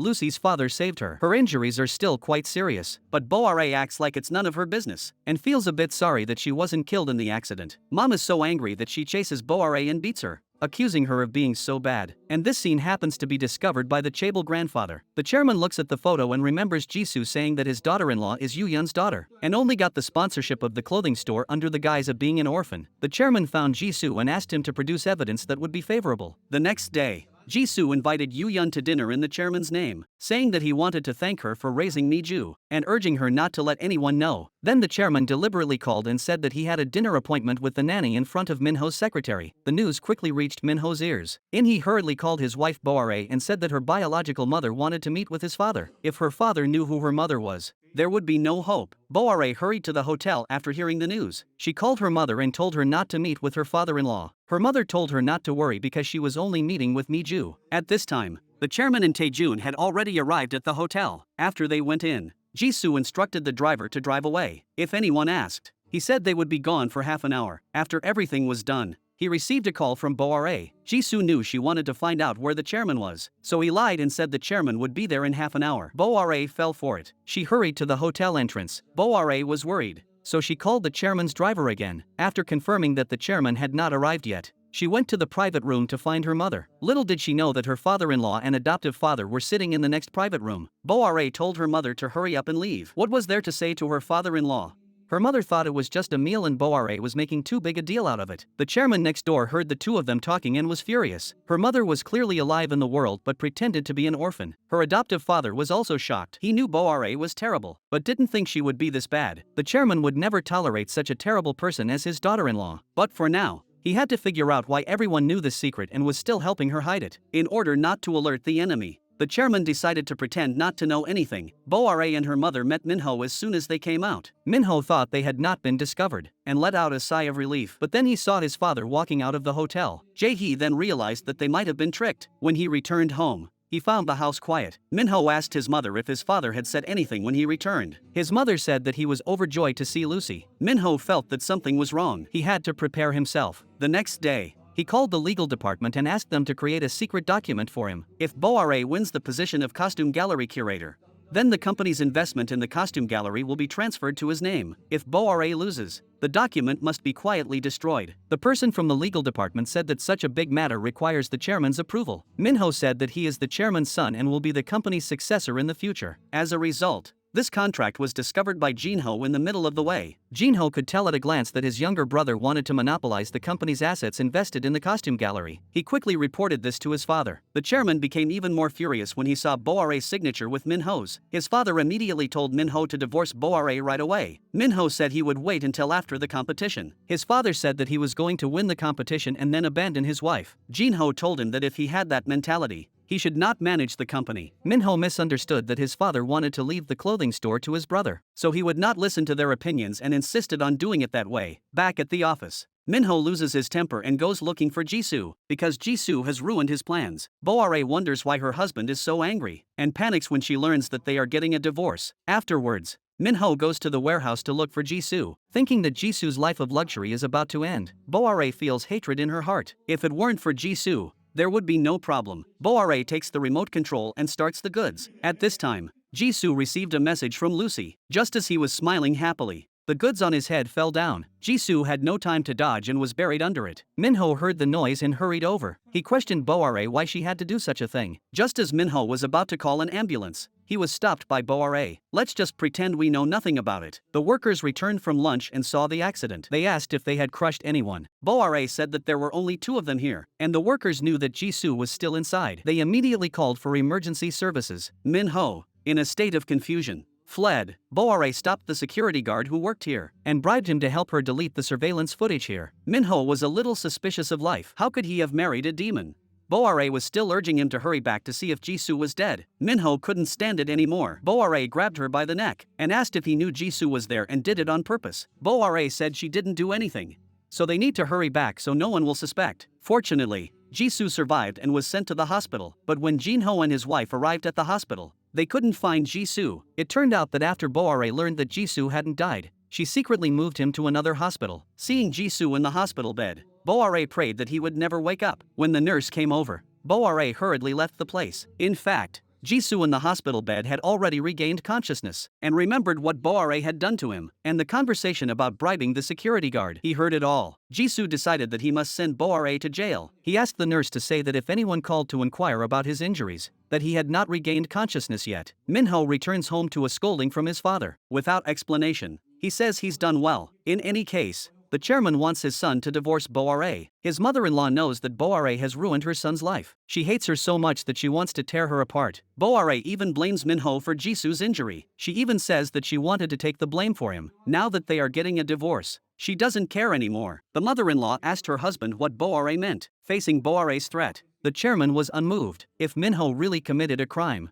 he would naturally be subject to the law's punishment. I will not beg you to let her go because of this. You abandoning your mother and pretending to be an orphan is unforgivable. If you don't want an agreed divorce, I will file a lawsuit against you. And Boare's actions also made Minho feel cold. Minho said that she is a vicious woman. He wanted to call the police to thoroughly investigate the matter. Boare laughed out loud after hearing this. Anyway, the surveillance cameras in the warehouse were long gone. Now there was no evidence to prove that she did it. Minho had completely given up on Boare. That night, he locked her out of the door. Boare didn't care. In the end, Minho would still accept her. Jisoo, who had just woken up, dragged his injured body to the warehouse to look for evidence. After searching for a while, he found a car parked in the warehouse, so he took down the car's driving recorder. Then he called Jinho to report that he was safe, and told them that it was Boare who wanted to kill him. Luckily, Lucy's text message saved his life. Because he missed Lucy so much, he asked Jinho to give her the phone. Lucy was also very worried about her uncle. Facing Lucy's concern, Jisoo couldn't help but shed tears. Boare, who had been kicked out, slept in the living room all night. Yuyun felt so much pain when she saw her daughter. Boare was even more angry when she saw her mother, telling her to get out of here quickly. Now that her father-in-law already knows about their relationship, if he sees her again, he will definitely be furious. My mother feels that her father-in-law knows too late. What's the point of keeping this a secret? She said she would cook her favorite crab soup and go back, but as soon as she opened the door, Boare felt nauseous and wanted to vomit. My mother saw her look and suspected that she was pregnant. This sentence undoubtedly woke Boare up. She hurriedly took a lot of things out of the refrigerator and smelled them. She happily told her mother that it was the same as when she was pregnant with Lucy that year. My mother was also happy for Boare. After confirming that she was pregnant, Boare proudly told her father-in-law that she was going to the hospital, and then asked her mother-in-law to accompany her to the obstetrics and gynecology department for a checkup. Minho asked her what she wanted to do by getting pregnant at this critical moment. Boare said that if they got divorced, she would give birth to the child and raise it alone. At this time, Jinho said that Jisoo had talked to him on the phone last night, and he already knew who wanted to kill him. Jinho asked his younger brother to go to the company with him. Miju could see Boare's panic, and teased her for being so sad when she was pregnant. Boare went to the hospital for a checkup. The doctor said she was 6 weeks pregnant. When the mother-in-law heard the news, she almost fainted. Boare was overjoyed when she saw her mother-in-law's disoriented expression. This was the only bargaining chip she had to turn the tables. Then she found her adoptive mother and took out the dragon map. With this, she was not far from victory. Jisoo secretly came to see Lucy for fear that she would worry about him. Lucy also really likes this kind and affable uncle, and tells him anything she wants to say. Lucy said that Miju's mother endured the humiliation of raising someone else's child, and this was just heard by the lady who came out. Jisoo was also shocked. How did Lucy know? Seeing that the lady had come out, Jisoo had to find an excuse to leave. The lady watched the two argue and quarrel, and suddenly a terrible thought came to her. To confirm her suspicions, the lady left Boare in a hurry and went to the police station. She wanted to know who Jisoo's daughter really was, but was told that the records had been deleted. The more she thought about it, the more suspicious she became. So she found Jisoo, and excitedly asked if the child Boare had given birth to was really Lucy. Jisoo remained silent, but this scene was witnessed by Yuyun, who happened to be passing by. When Madam saw Yuyun, she hurriedly grabbed her, and asked her to tell her for herself that Lucy was not Miju's child. Yuyun lied and said that Lucy was Miju's child, but Madam didn't believe her. Jisoo hinted to Yuyun not to say anything. Yuyun told Madam not to listen to strange rumors and come looking for trouble, and warned Madam in return that if she talked nonsense at Boare's parents' house, she would burn the clothing store down. But Madam held her back. Jisoo hurriedly came over to stop her. Madam was full of anger because she suspected that Lucy was Boare's child. She questioned her sister-in-law, asking why she had hidden this from her. Madam said that if Miju didn't want to say anything, she had no right to say anything at all. Lucy heard the two of them talking at the door and was very sad. Jisoo then showed the chairman the dashcam footage from the truck. It clearly captured Boare committing the crime. Jisoo was going to prosecute Boare for attempted murder. The chairman told him to wait until Minho and Boare divorce. As for the child's issue, the chairman asked Jinho to ask the lawyer if there is a way to get custody. Minho also thanked Jisoo for clearing his suspicion. Boare still doesn't know that Jisoo has already woken up. She stole Jisoo's wallet and door card, and plans to use this to completely destroy Jisoo. Soon, the chairman's side will release the company's new product design. It has been leaked, and the source of the leak came from Jisoo's computer. Jinho immediately realized that it was Boare's doing. Boare, however, told Minho that this was their opportunity, so that they could get rid of Jisoo, who was a thorn in their side. Without Jisoo messing things up for the chairman, the company would be theirs sooner or later. Minho thought to himself. You'll be begging for mercy later. The chairman held a meeting. The leak of the new product caused dissatisfaction among the shareholders. Boare took out Jisoo's business card and said that he had embezzled nearly 300 million won from the company. The shareholders were furious after hearing this. Boare said that if Jisoo was truly innocent, then he should come to the scene himself and explain everything. The chairman said that he had already called Jisoo. Jisoo's appearance made Boare's lie collapse. It turned out that Boare had embezzled his ID card to make the card. Boare still tried to struggle and asked Minho to come out and testify for her, but Minho ruthlessly exposed her. The chairman saw that Boare had struggled enough and announced that the meeting was over. Boare suddenly felt like the sky was falling. Then Minho made her sign the design transfer rights and told her not to come to the company or go home in the future. Jinho told Boare that Jisoo would sue soon and that the child would be raised by their family. Boare was terrified when she saw the evidence in Jisoo's hands. Jisoo was unmoved by Boare's desperate pleas. This woman is not worthy of being a mother. When she was pregnant with his child, she tried every means to get rid of it. After giving birth, she abandoned it. Minho never imagined that his wife had not only cheated on him, but also had a child with her ex. This is even more miserable than making him an illegitimate child. On the other side, Jinho wanted to find some information from Minho's computer, but he accidentally saw a video of Jisoo and Boare and realized that Lucy was actually Boare's daughter. When he returned home, he had a big fight with Miju, and Lucy, who was outside the door, could only squat in the corner, thinking about the happy family of the past. Lucy was so sad. She knew that everything was because she was not Miju's mother's daughter. Boare would not have given up like this. Now she could only win back her husband's heart through the competition. So she dragged her pregnant body and started doing manual labor. Unexpectedly, her stomach suddenly sent a sharp pain. When she looked down, she saw that she was bleeding. Boare couldn't help but scream. The foster mother saw this and hurriedly took her to the hospital. Boare woke up from the hospital bed and thought she was fine. But the next second, her foster mother told her that she had miscarried. Boare learned this and instantly broke down. Her foster mother told her not to get excited and that if she didn't believe it, she could go and confirm it with the doctor herself. After Boare calmed down, she immediately asked her foster mother to keep it a secret. After all, she would have children in the future anyway. Her foster mother said that her uterus was damaged and it would be difficult for her to get pregnant again in the future. She assured Boare that she could keep the secret, but only if she told her who Lucy's real mother was. Seeing Boare hesitate, her foster mother got up and was about to tell her everything. Boare saw this and hurriedly stopped her. If she helped her get through this difficult time, she would definitely take Lucy away from Miju. Boare really didn't know that Miju had raised her daughter before. She begged her foster mother not to make her life miserable. That night, when they returned to the clothing store, her foster mother told Boare to go to her room and rest. Then she instructed the nanny to make her some seaweed soup. Back in her room, the lady blamed herself for neglecting her daughter and causing her to become like this. Then her foster father told Minho about Boare going to the hospital, and his wife had even made her some seaweed soup. The mother-in-law thought that Boare was using her illness as an excuse to prevent her son from going. Minho said that his mother-in-law had made her some seaweed soup, so she might really be sick. When the mother-in-law heard this, she thought Boare might have had a miscarriage. Then Minho arranged for someone to go to the hospital to investigate and find out who Jisoo's biological daughter was. Soon Minho learned that Boare had had a miscarriage and that Jisoo's daughter was Lucy. Just as he was getting angry, his brother came in. Minho questioned his brother, wondering if he had known that Lucy was Boare's daughter. The next day Boare used the child in her womb to make a deal with her father-in-law. If she and Minho divorced, she wanted custody of the child and hoped that her father-in-law would give her alimony. The chairman was moved by her pitiful appearance and was considering how much to give when Minho arrived at the restaurant and revealed on the spot that Boare had miscarried. At this point,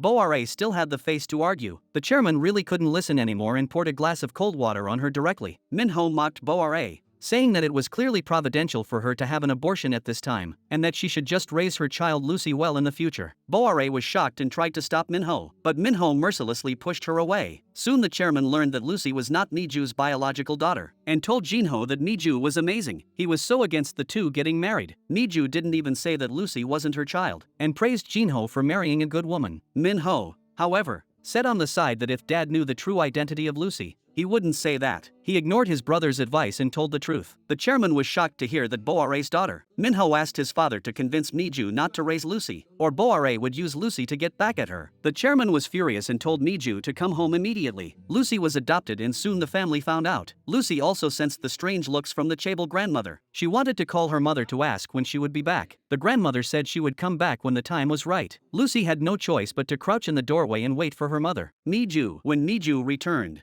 She saw Lucy and her heart ached. Hearing her mother's voice, she immediately hugged her mother. Lucy told her mother that she wanted to go live with her grandmother. Miju said that she would go back after she finished with her current tasks. Lucy saw the chairman and greeted him as usual. However, this time, Grandpa ignored her. He turned his head and said that he wanted to talk to Miju. He learned that Lucy's biological mother was his daughter-in-law. His wife couldn't accept such a bolt from the blue. She felt sorry for her son for being involved with such a woman. The chairman asked Miju what she planned to do. Miju said that Lucy was her daughter and of course she wanted to keep her. Jinho said that if they didn't agree to Lucy staying in the family, they would move out. Miju was also disappointed with the chairman. If she couldn't be Jinho's wife and Lucy's mother, then she would just take Lucy and leave. Seeing Miju leave, Jinho had a big fight with his parents. Minho is destroying things related to Boare. Looking at the photos with Boare, he remembers the moments when his heart was beating. Falling in love with Boare is a disgrace to him. Minho calls Jisoo and tells him that he has filed for divorce against Boare. He can start suing Boare now. Jisoo says that as long as the fashion competition is over, the police will arrest Boare. As the competition approaches,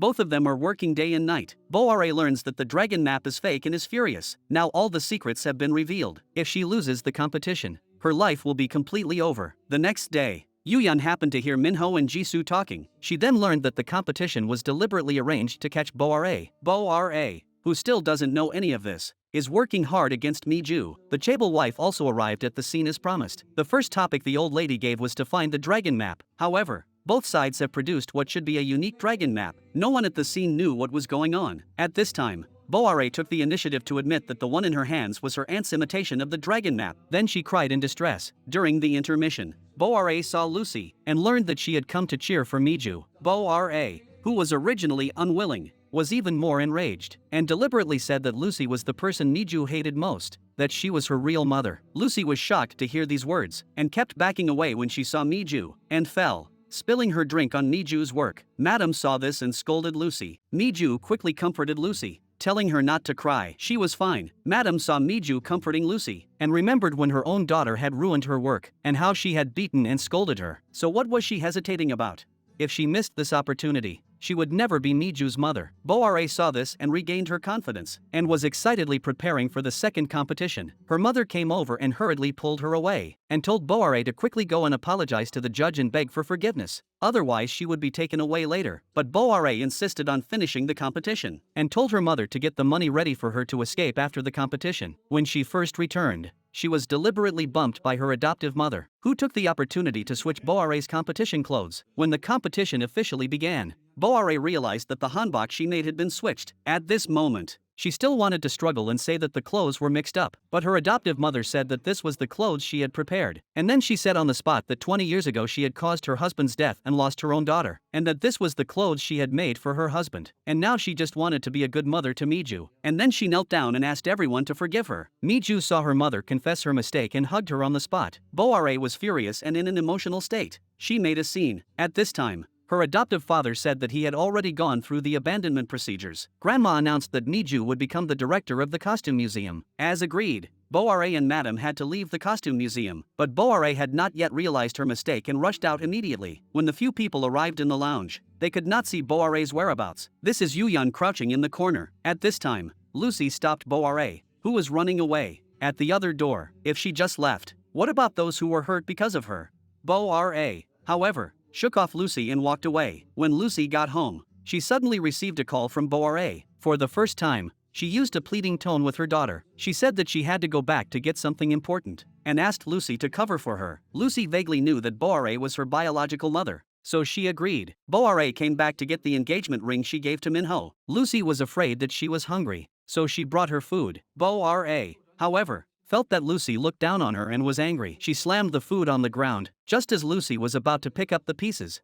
Boare pushed her away for fear that she would get hurt. As a result, her hand was cut. Lucy quickly applied a wound sticker to her wound. Boare looked at her daughter in front of her and her heart was moved. Then she received a call from Minho asking her to meet him at the villa. Boare knew it was a trap, but she went anyway. She hoped to spend one more night with her. Tomorrow, she would turn herself in. But Minho really hated Boare. Boare wore the wedding ring she had given him, which was a disgrace to Minho. Minho tore the ring off her finger and threw it into the brazier. Boare ignored the flames and took the ring out of the brazier. She watched as her husband left without looking back, and she lost the motivation to live. At that moment, her mother appeared behind her. In the end, Yuyun was carried into the ambulance to save her daughter. Boare finally woke up when she saw her unconscious mother. The police then arrested Boare for attempted murder. Boare immediately begged them to let her go to the hospital to be with her mother. Miju relented. Boare cried and shouted for her mother to wake up quickly. After the doctor's rescue, Yuyun temporarily saved her life. The police told her that the time was up. Boare immediately knelt down and begged Miju to let her wait here until her mother woke up and then go. Miju wanted to kill her with 1,000 knives. Those who commit crimes should be punished. Any leniency towards Boare will only harm both parties. At the same time,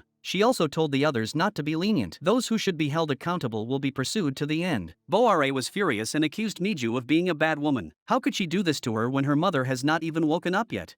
Miju just wanted to take this opportunity to send her to prison. Otherwise, when her mother wakes up, she won't know what she will do for her. After she has reformed and become a good person again, she will come back to see her mother. Just like that, Boare was taken to prison. Madame also atones for her own mistakes. She no longer has the face to stay at the clothing store. She is also not qualified to be Miju's mother. After signing the divorce agreement with her husband, she leaves. Yuyun's brain has become abnormal due to drowning. Now she only remembers her daughter Miju. Madame, not wanting her to cause Miju any more trouble, takes the initiative to take care of Yuyun. In order to prevent her from running around, she ties Yuyun up with a rope. Miju, who was outside the door, couldn't help but burst into tears when she saw her mother like this. Miju wanted to take Yuyun back to take care of her, but her mother stopped her. Her daughter has finally started a happy life. I can't let this person ruin it. I'm taking care of her myself as penance. In the blink of an eye, 3 years passed. Auntie took over the position of costume gallery curator. Miju also started teaching new disciples how to make hanbok. The costume gallery was filled with a joyful atmosphere. Madame went to Boare's prison to volunteer. Seeing Boare's fingers joined together, Madame persuades her to have an operation, but Boare says this is a gift from Minho. She has been used to this kind of life for 3 years. Madame has just left the prison and finds her daughter and husband waiting for her. She divorced her husband 3 years ago. This is the first time her husband has come looking for her. This time,